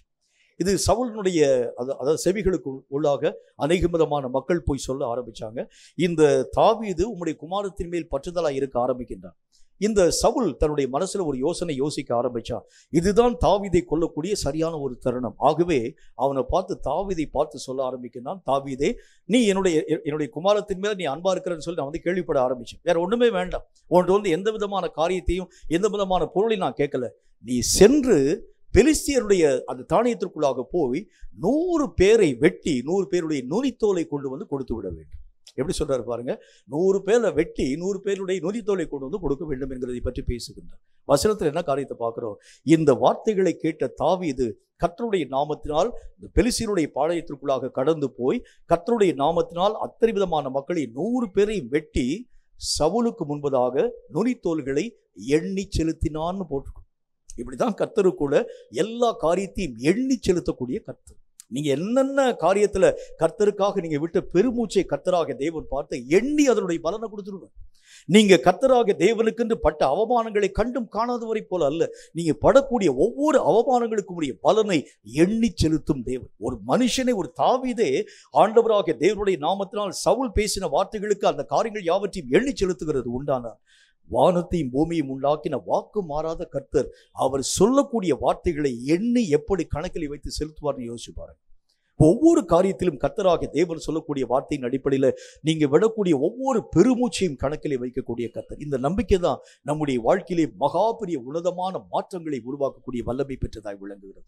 நம்பிக்கை இல்லாத ஒரு மனுஷனை அவன் மெய்யாகவே வெளிச்சத்தின் பிள்ளையாக அல்ல, இருளின் பிள்ளையாக உருவாக்கப்பட ஆரம்பிக்கிறான். தேவன் என்னை பார்க்கிறார் என்கிற நம்பிக்கை, தேவன் என்னை விசாரிக்கிறார் என்கிற நம்பிக்கை, நான் அந்தரங்கத்திலே வடிக்கக்கூடிய கண்ணீரை கர்த்தராக தேவன் பார்க்கிறார். இந்த கண்ணீரை பார்க்கிறது மட்டுமல்ல, கண்ணீரை தம்முடைய துருத்திலே பிடித்துக் கொண்டு அவைகளை ஒவ்வொன்றையும் தொகையிலே ஏற்றி அவைகளை ஒவ்வொரு காரியத்திற்கும் ஏற்ற விலை கரியத்தை கர்த்தராக தேவன் செலுத்தும் ஒரு தேவனாக இருக்கின்றார். நான் 100 சொட்டு கண்ணீர் விடுகிறது உண்டானால் 100 சொட்டுக்குரிய பலனை கர்த்தராக தேவன் தராமல் விட மாட்டார். அவ்வளவு தூரம் ஆண்டவராக தேவனுடைய வசனம் சொல்லக்கூடிய வார்த்தை. வசனத்தில் ஆண்டவராக தேவன் என்ன சொல்றார் பாருங்க, ஒருவன் இந்த உலகத்துல ஊழியம் செய்யக்கூடிய ஒரு மனிதனுக்கு ஒரு கலசம் தண்ணீர் கொடுத்தாலும், எப்படி சொல்றாரு பாருங்க, ஒரே ஒரு டம்ளர் நீ தண்ணி கொடுத்தா கூட அதனுடைய பலன் உன் வாழ்க்கையிலே வராமல் போகாது. ஒரு டம்ளர் தண்ணீருக்கே பலனை தரக்கூடிய கர்த்தர் உன் கண்ணீருக்கு பலன் கொடுக்க மாட்டார்னு யோசிப்பார். அப்ப இந்த நம்பிக்கை தான் நம்முடைய வாழ்க்கையிலே அதீதமாய் காணப்பட ஆரம்பிக்க வேண்டியது அவசியம். இந்த நம்பிக்கை இருக்கக்கூடிய மக்களுக்காகவே வெளிச்சத்தை கர்த்தர் உருவாக்கி வச்சிருக்கிறார். நம்பிக்கை இல்லாத ஒவ்வொரு மனிதனும் இருளை நோக்கி பயணிக்கின்றார். நம்பிக்கை நிறைந்த ஒரு மனிதனாய் காணப்படக்கூடிய எந்த மனிதனும் வெளிச்சத்தின் பிள்ளையாய் காணப்பட ஆரம்பிக்கிறதை பார்க்க முடியும். கடைசியாக மத்தேயு எழுதின சுவிசேஷத்துல 22வது அதிகாரம் 13வது வசனத்தில் இன்னும் ஒரு வார்த்தையை நாம் வாசிக்கலாம். மத்தேயு 22வது அதிகாரம் 13வது வசனத்துல இன்னும் ஒரு வார்த்தையை வாசிக்கிறேன், கேளுங்கள். என்ன காரியத்தை கர்த்தருடைய வசனம் சொல்கிறது என்று பாருங்கள். அப்பொழுது ராஜா பணிவிடைக்காரரை நோக்கி, இவனை கையையும் காலையும் கட்டி கொண்டு போய் அழுகையும் பற்கடிப்பும் உண்டாயிருக்கிற புறம்பான இருளிலே போடுங்கள் என்றார். கடைசி இருளுக்குரிய காரியம் எங்கிருந்து வருகிறது அப்படின்னா, நேர்வழியிலே நடவாதிருக்கக்கூடிய ஒவ்வொரு மனிதனுக்கும் இருள் தான் பார்க்க. கர்த்தருடைய சமூகத்துல நீங்களும் நானும் நேர்மையாய் காரியங்களை செயல்படுத்த வேண்டியது அவசியம். சில பேர் என்ன செய்வாங்க அப்படின்னா, ஆலய ஆராதனை ஆரம்பிக்கக்கூடிய நேரத்துல வரமாட்டாங்க. ஆராதனை முடிந்து அந்த கடைசி நேரத்துல ஆசீர்வாதம் சொல்லுவாங்க பாருங்க. அந்த ஆசீர்வாதம் சொல்லக்கூடிய நேரத்தில் வந்தாலே போதும், கர்த்தருடைய ஆசீர்வாதத்தின் பரிபூர்ணமான கடைசி நிலைகளை தான் பெற்றுக்கொள்ள ஆரம்பிப்பேன். அது வரைக்கும் உள்ளே வரமாட்டான், வெளியே கூட நிற்பான், கீழே கூட நின்று கொண்டு ஆரம்பிப்பான். இந்த பிரசங்கத்தினுடைய காரியெல்லாம் முடிவடைந்து கடைசியிலே கர்த்தராக தேவன் உங்களை ஆசீர்வதிப்பார் சொல்லும்போது படியில் கடற்கடன் ஏறி வந்து உட்கார்ந்து ஆசீர்வாதி பெற்றுப்போம். இல்லை, வேதம் சொல்லக்கூடிய வார்த்தையின் அடிப்படையில் இவைகள் எல்லாம் குறுக்கு வழியில் பெறக்கூடிய காரியங்கள். இப்படிப்பட்ட குறுக்கு வழியிலே பெறக்கூடிய காரியங்கள் எதை நோக்கி நம்மை அழைத்து கொண்டு போகிறதுனா, இருளை நோக்கி நம்மை பயணப்பட வைக்க ஆரம்பிக்கிறது. கர்த்தருடைய வசனம் சொல்லக்கூடிய வார்த்தையின் அடிப்படையில் எல்லா காரியத்திலும் நேர்மையும் நன்மையுமாய் உழைக்க நீங்கள் பழகுங்கள். நேர்மையா ஜெபம் பண்ணுங்க, நேர்மையா நீங்க கர்த்தருடைய காரியங்களின் ஊடாக கடந்து போங்கள், நேர்மையாக கர்த்தருடைய சித்தத்தின்படி நீங்கள் பயணப்பட வேண்டியது அவசியம். அது மட்டும் இல்லாம குறுக்கு வழி மட்டும் இல்லாம தேவனாகிய கர்த்தர் அங்கு போகக்கூடிய வரக்கூடிய எல்லா மக்களுக்கும் அநேக விதமான விருந்துகள் யாவற்றையும் ஆயத்தப்படுத்தி எல்லா ஜனங்களுக்கும் கொடுக்கிறார். ஆனா இந்த மனுஷன் என்ன காரியத்தின் அடிப்படையில் இவனுக்கு அழுகையும் பற்கடிப்பும் நிறைந்த இருளான புறமான இருளுக்குள்ளாக தள்ளப்பட்டான்னு சொன்னா, அந்த விருந்தை புசிக்கக்கூடிய ஆயத்தமற்ற நிலைகளிலே அவன் பயணப்பட ஆரம்பிச்சான். ஒரு காரியத்துக்குள்ள வரக்கூடிய நேரத்துல ஒரு ஆயத்தம் நம்முடைய வாழ்க்கையில வர வேண்டியது அவசியம். சபைக்கு வரக்கூடிய நேரத்துல என்ன ஆயத்தம் இருக்கணும் உங்களுக்கே நல்லா தெரியும். என்ன ஆயத்தம் இருக்க வேண்டும்? இந்த சபையிலே கர்த்தர் இன்னைக்கு என்ன பேச போகின்றார், இந்த ஆயத்தத்தோடு கூட நீங்க வந்தீங்கன்னா, இந்த சபையிலே கர்த்தருடைய வார்த்தைகள் பிரசங்கம் பண்ணி முடிக்கிறதற்கு முன்பதாக உங்களுக்கு தேவையான கருத்துக்களை கர்த்தர் உங்களோடு கூட நிச்சயமாய் பேசி முடிக்கிறத பார்த்துருப்பீங்க. ஆயத்தம் இல்லாம வந்தீங்கன்னா ஆரம்பத்திலிருந்து கடைசி வரைக்கும் நீ தோண்டி பார்த்தா கூட உங்களுக்கு உங்க கண்ணை தெரியவே தெரியாது. ஏன்னா ஒவ்வொரு காரியத்திற்கும் ஒரு ஆயத்தம். இயேசு வாழ்ந்த அந்த காலத்துல ஒவ்வொரு விஷயத்திலும் ஒரு ஆயத்தத்தின் ஊடாக அவர் பயணப்பட ஆரம்பிக்கிறதை பார்க்க முடியும். சிலுவை மரணத்திற்கு முன்பதாக ஒரு ஆயத்தம், ஊழியம் செய்கிறதற்கு முன்பதாக ஆயத்தம், அநேக விதமான சீஷர்களை கர்த்தராக தேவன் பிரிக்கிறதுக்கு முன்னால ஒரு ஆயத்தம், அற்புதங்களை செய்கிறதுக்கு முன்பதாக ஆயத்தம், ஒவ்வொரு விஷயத்திலும் ஒரு ஆயத்தம். ஆயத்தப்பட்டு கிரியைகளை ஆண்டவராக தேவன் செயல்படுத்த ஆரம்பிச்சனாலதான் அவருடைய கிரியைகளிலே ஒரு கிரியைகள் கூட தோல்வியின் ஊடாக கடந்து போகல. அப்போ ஒரு காரியத்தை நீங்க செய்யறதுக்கு முன்னால, இப்ப உதாரணமாக எக்ஸாம்பிளாக இப்ப இந்த ஊழியத்திற்குள்ளாக நான் பயணப்பட ஆரம்பிக்க, இந்த ஊழியத்துக்குள்ள வரப்போகின்றேன். இன்றைக்கு நான் கர்த்தருடைய நாமத்தினால 4 பாட்டு நான் போட போறேன். இந்த 4 பாட்டை நான் என்ன விதமான காரியத்தை செய்ய வேண்டும்? இந்த பாட்டை இங்கே வந்து எடுக்கலாம், இங்கே வந்து எடுக்கிறதுல தப்பு ஒன்றும் இல்லை. ஆனால் இந்த பாட்டு ஆண்டவராகிய தேவனுடைய நாமத்தினால் வரக்கூடிய மக்களுக்கு பிரயோஜனமா இருக்குமான்னு சொல்லி முதல் நாளிலே உட்கார்ந்து நான் கர்த்தருடைய சமூகத்திலே ஜெபிக்க ஆரம்பிக்கிறேன். ஆண்டவரே, நாளை தினம் வரக்கூடிய மக்களுக்கு முன்பதாக 4 பாட்டை நான் பாட போகிறேன். இந்த பாடல்களிலே எந்த பாடலையும் நான் சூஸ் பண்ணணும், செலக்ட் பண்ணணும். இந்த பாடல் வரிகள் மக்களுடைய மனதிலே ஆண்டவராக தேவனோடு கூட இணைக்கக்கூடிய ஒரு பாலமாய் விளங்கக்கூடிய அளவிற்கான பாடல்களை நீர் எனக்கு தேர்வு செய்ய வேண்டியது அவசியம். இரண்டாவது காரியமாக, ஒவ்வொரு வாரத்திலும் சங்கீத புஸ்தகத்துல ஒரு போர்ஷன் நம்ம வந்து வாசிக்கிறோம். இந்த சங்கீதத்துல இந்த நாளிலே, இன்றைக்கு 1ஆம் தேதி அன்றைக்கு வரக்கூடிய மக்களுக்கு தேவையான வார்த்தை என்ன இருக்கிறது, என்ன வார்த்தைகளை நான் சொல்ல வேண்டியது அவசியம். சில இடத்துல வந்து சங்கீத புஸ்தகத்திற்குரிய காரியங்களை எடுத்து வாசிக்க ஆரம்பிப்பாங்க. அது வாசிக்க ஆரம்பிச்சா எப்படி இருக்கும் பாருங்க, ஆரம்பத்திலிருந்து துவக்க வரைக்கும் ஒரே சாபமா இருக்கிறதை பார்க்க முடியும். அப்ப கர்த்தராகிய தேவன் எங்களுக்கு தேவையான நன்மையான காரியங்களை, என்ன விதமான காரியங்களை தரப்போகின்றார்? முதல் நாளே உட்கார்ந்து நான் ஆயத்தப்படுகின்றேன், முதல் நாளே உட்கார்ந்து நான் செலக்ட் பண்ண ஆரம்பிக்கின்றேன். ஆண்டவரே, இன்றைக்குரிய வாக்குத்தத்தமான வார்த்தைகள் என்ன உண்டு, இன்றைக்குரிய காரியம் என்ன உண்டு, இப்படி ஒவ்வொரு விஷயத்திலும் ஒரு ஆயத்தத்தின் மூலமாக பயணப்பட ஆரம்பிச்சா, ஒரு பாட்டு எடுத்தா கூட, ஒரு பிரசங்கம் பண்ண ஆரம்பிச்சா கூட, அதாவது இந்த வேத வசனங்களை நான் வாசிக்க ஆரம்பித்தால் கூட, முந்தின நாள் இரவிலேயே உட்கார்ந்து நான் அதற்குரிய ஆயத்தத்தின் மூலமாக நான் கடந்து போக ஆரம்பிக்கிறேன். இப்படி ஒவ்வொரு விஷயத்தையும் ஆயத்தப்படுத்தி நான் செயல்பட ஆரம்பித்தால் என்னுடைய எல்லா விதமான ஊழியமும் கர்த்தராகிய தேவனால் அங்கீகரிக்கப்படுகிறதா இருக்கிறதை பார்க்கும். அது தப்பே வராது. எல்லாமே பெர்ஃபெக்டாக கர்த்தருக்கு முன்பதாக அவைகள் எல்லாம் கணக்கிலே ஏற்றப்படக்கூடியதாக விளங்க ஆரம்பிக்கிறதை பார்க்க முடியும். ஆயத்தமே இல்லாம அந்த நேரத்துல வந்து ஏதாவது வாய்க்கு வந்து ஒரு காரியத்தை நான் பேசுகிறது உண்டானால், நீங்கள் பேசும் ஒவ்வொரு வார்த்தைக்கும் நியாயத்தீர்ப்பு நல்ல கணக்கு சொல்லும். நல்லா யோசிக்கங்க. நீங்க வந்து இங்க வந்து நின்று கொண்டு ஏதாவது ஒரு பிரசங்கத்தை நீங்க எடுக்கிறீங்கன்னு வச்சுக்கோங்க, ஏதாவது ஒரு காரியத்தை பேசுறீங்க, ஏதாச்சும் ஒரு பாட்டை நீங்க பாடுறீங்கன்னு வச்சுக்கோங்களேன், தேவனுடைய சமூகத்திலே வருகிறதுக்கு முன்பதாக ஆயத்தமே இல்லாம ஒரு காரியத்தின் ஊடாக வருகிறது உண்டானால், அதன் மூலமா எவனாகிலும் ஒருவன் இடரலின் ஊடாக கடந்து போனால் அதற்குரிய கணக்கை நான் கர்த்தருக்கு முன்பதாக சொல்ல வேண்டியது அவசியம். அப்ப வசனத்தில் ஆண்டவராக தேவன் சொல்லுகின்றார், தகுதியான ஆயத்தமான ஒரு நிலை ஒவ்வொரு ஊழியக்காரனுக்கும் மிகவும் தேவைப்படக்கூடியதாய் விளங்குகிறது. ஒரு ஊழியக்காரனாய் காணப்பட ஆரம்பிச்சாலும், ஒரு விசுவாசியை காணப்பட ஆரம்பிச்சாலும், அவன் ஆண்டவராக தேவனை சந்திக்கிறதுக்கு முன்பதாக ஒரு ஆயத்தம். நல்ல ஒரு உதாரணத்தை சொல்லி முடிக்கிறேன். கர்த்தருடைய நாமத்தினால அந்த சவுல் என்கின்ற அந்த மன்னனாகிறதுக்கு முன்பதாக சவுல் தன்னுடைய வேலையாளோடு கூட கடந்து போய் தன்னுடைய தகப்பனுடைய கழுதைகள் காணாமல் போச்சுன்னு தேடி போறார். தேடி போகக்கூடிய நேரத்தில் வனாந்திர வெளியெல்லாம் அலைஞ்சு போகிறார். அந்த கழுதைக்குரிய அடையாளமே காணல.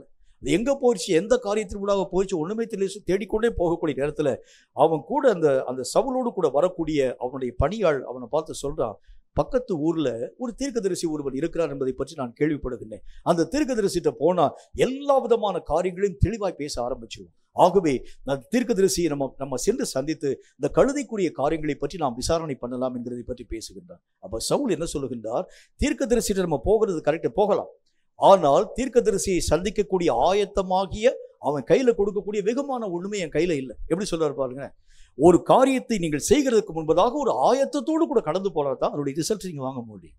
அது மாதிரி தான் தேவனாகிய கர்த்தர் கொடுத்திருக்கக்கூடிய சின்ன பொறுப்போ பெரிய பொறுப்போ அதற்குரிய ஒரு ஆயத்தம். அந்த ஆயத்தத்தோடு கூட நீங்கள் செயல்படுத்த ஆரம்பித்தால் வெளிச்சத்தின் வாழ்க்கை வாழும் மக்களாக விளங்க முடியும். ஆயத்தம் இல்லாமல் எதை நீங்கள் செயல்படுத்த ஆரம்பித்தாலும் அவைகளெல்லாம் இருளை நோக்கி நம்மை அழைத்து கொண்டு போகக்கூடியதாய் விளங்க ஆரம்பிக்கிறதை பார்க்க முடியும். கேட்கும் கர்த்தருடைய பிள்ளையே, நம்முடைய வாழ்க்கையிலே இருளை அதிகமாய் நேசிக்கிறதற்கு என்னென்ன விதமான காரியங்கள் உள்ளே இருக்கிறது என்பதை பற்றி நாம் கற்றுக்கொள்ள ஆரம்பித்தோம். ஒரு 5 விஷயத்தை பற்றி நாம் கற்றுக்கொள்ள ஆரம்பித்தோம். ஒன்று, தேவனுக்கு பிரயோஜனம் இல்லாத ஒரு வாழ்க்கை வாழக்கூடிய தன்மை எனக்குள் இருளை மெய்யாகவே விருப்பத்தின் ஊடாக அழைக்கக்கூடியதாய் விளங்க ஆரம்பிக்கிறது நான் பார்க்கிறேன். 2, கண்களாகிய அறிவு தெளிவற்ற நிலைகளிலே காணப்படுகிறது. இருளின் பிள்ளையாக என்னை உருமாற்றத்தின் ஊடாக அழைத்துக் கொண்டு போகிறது. மூன்றாவது, எல்லா நிலைகளிலும் கர்த்தராகிய தேவனை பின்பற்ற முடியாத ஒரு வாழ்க்கை இருளின் பிள்ளையாக என்னை உருவாக்க ஆரம்பிக்கிறது. நான்காவது, எல்லா நிலைகளிலும் கர்த்தராகிய தேவனை விசுவாசிக்க வேண்டியது அவசியம். இந்த விசுவாச குறைவு என்னுடைய வாழ்க்கையிலே காணப்பட ஆரம்பித்தாலே நான் இருளின் மனிதனாக விளங்க ஆரம்பித்து விடுகிறேன். கடைசியாக, தகுதியான ஆயத்தம் நிறைந்த ஒரு வாழ்க்கை வாழாமல் இருக்க ஆரம்பிக்கிறது உண்டானால், மட்டுமல்லாமல் நேர்வழியிலே கடந்து போகாமல் குறுக்கு வழியில் நான் பயணப்பட ஆரம்பிக்கிறது உண்டானால், நான் இருளின் மனிதனாய் காணப்பட ஆரம்பிக்கிறேன். வெளிச்சத்தை காட்டிலும் இருளை நான் நேசிக்கிறதுக்கு இந்த 5 குவாலிட்டி உள்ள இருந்தாலே போதும். இவைகள் வெளிச்சத்தை அல்ல, இருளை நோக்கி உங்களை ஈர்த்து கொண்டு போக ஆரம்பிக்கிறதை பார்க்க முடியும். நம்முடைய வாழ்க்கை வெளிச்சத்தின் வாழ்க்கையாக உருவாக்கப்படும்படிக்காகவே ஆண்டவராகிய தேவனால் நீங்களும் நானும் அழைக்கப்பட்டோம். இருளுக்கும் இரவுக்கும் உள்ளானவர்களாக மாறப்படக்கூடிய இந்த சுபாவங்கள் நம்முடைய வாழ்க்கையிலே இருக்கிறது உண்டானால், இவைகளை விட்டு முதல் காரியம் மனம் திரும்பணும். இவைகளை விட்டு நீங்கள் விலக ஆரம்பித்தால் மட்டும்தான் இருளை நீக்கி வெளிச்சத்தின் வாழ்க்கை வாழ உங்களாலும் என்னாலும் முடியும் என்கிறதில் சந்தேகம் ஒன்றுமில்லை. தலைகளை தாழ்த்தி கண்களை மூடி கர்த்தரை நோக்கி நாம் ஜெபம் செய்வோம். கர்த்தர் பேசின இந்த வார்த்தையின் அடிப்படையில் நம்முடைய வாழ்க்கையிலே காணப்படும் குறைவுகள் எங்கெங்கே இருக்கிறது என்று பாருங்கள். தேவனுக்கு பிரயோஜனமா நான் வாழ்க்கை வாழுகிறேனா என்று ஆராய்ந்து பாருங்கள். நம்முடைய கண்களாகிய அறிவின் நிலைகள் எப்படி காணப்படுகிறது? நாள்தோறும் என்னுடைய கண்களிலே ஒரு வளர்ச்சி, தேவனை அறியக்கூடிய அறிவிலே ஒரு விருத்தி நிறைந்த ஒரு வாழ்க்கை நான் வாழுகிறேனா என்று பாருங்கள். 3, எல்லா விஷயத்திலும் கர்த்தராகிய தேவனை விடாமல் பின்பற்ற என்னால் முடிகிறதான்னு பாருங்கள். சில நேரங்களில் உலகத்தை நான் பின்பற்றுகிறேன், சில நேரங்களில் மக்களை நான் பின்பற்றுகிறேன், சில நேரத்தில் என்னுடைய சொந்த இருதயத்தின் நினைவுகளை நான் பின்பற்ற ஆரம்பிக்கிறேன், சில நேரங்களில் மட்டும்தான் நான் கர்த்தராகிய தேவனை பின்பற்றுகிறேன் என்று சொன்னால், இருளின் மனிதனாக நீங்களும் நானும் இன்று அளவு காணப்படுகின்றோம் என்கிறதை கர்த்தருடைய வேதத்தின் வழியாக நாம் கற்றுக்கொள்ள ஆரம்பித்தோம். 4வதாக, தேவனை எல்லா விஷயத்திலும் விசுவாசிக்க பழக வேண்டியது அவசியம்.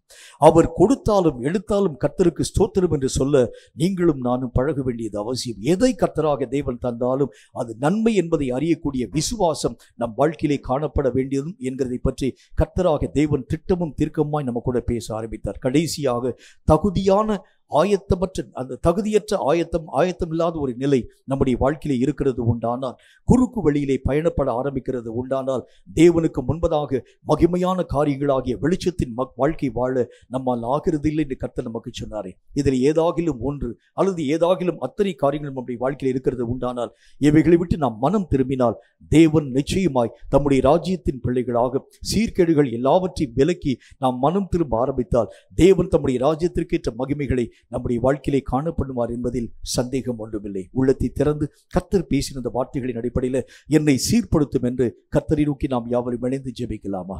நன்றி செலுத்துகிறோம் கர்த்தாவே, நீர் பேசி சொன்ன உம்முடைய பரிசுத்தமுள்ள வார்த்தைகளுக்காக நன்றி. உம்முடைய வார்த்தைகளின் மூலமாய் அநேகம் ஆவிக்குரிய ஆழ்ந்த விஷயங்களை நாங்கள் கற்றுக்கொள்ளக்கூடிய ஒரு மக்களாய் விளங்கினோம்.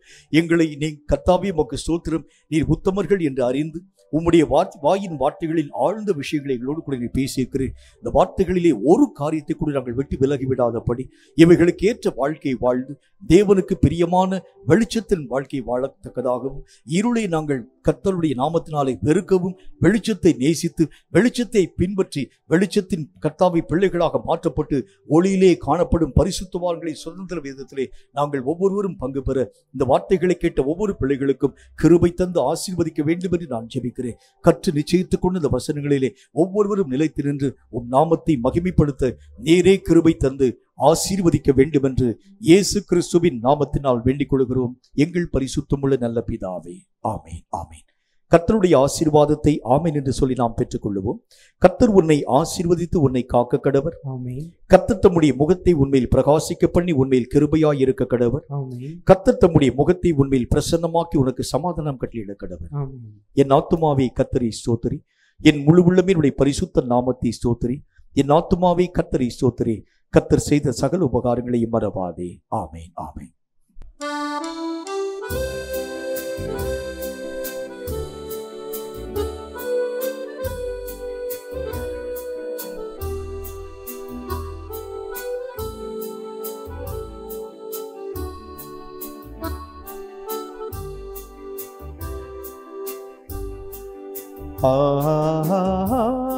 அல்லேலூயா, அல்லேலூயா, அல்லேலூயா, அல்லேலூயா ஆஹா அல்லேலூயா ஆஹா அல்லேலூயா ஆஹா அல்லேலூயா ஆமென். கர்த்தர் தாமே உங்கள் ஒவ்வொருவரையும் அளவில்லாமல் ஆசீர்வதிப்பாராக. ஆமென்.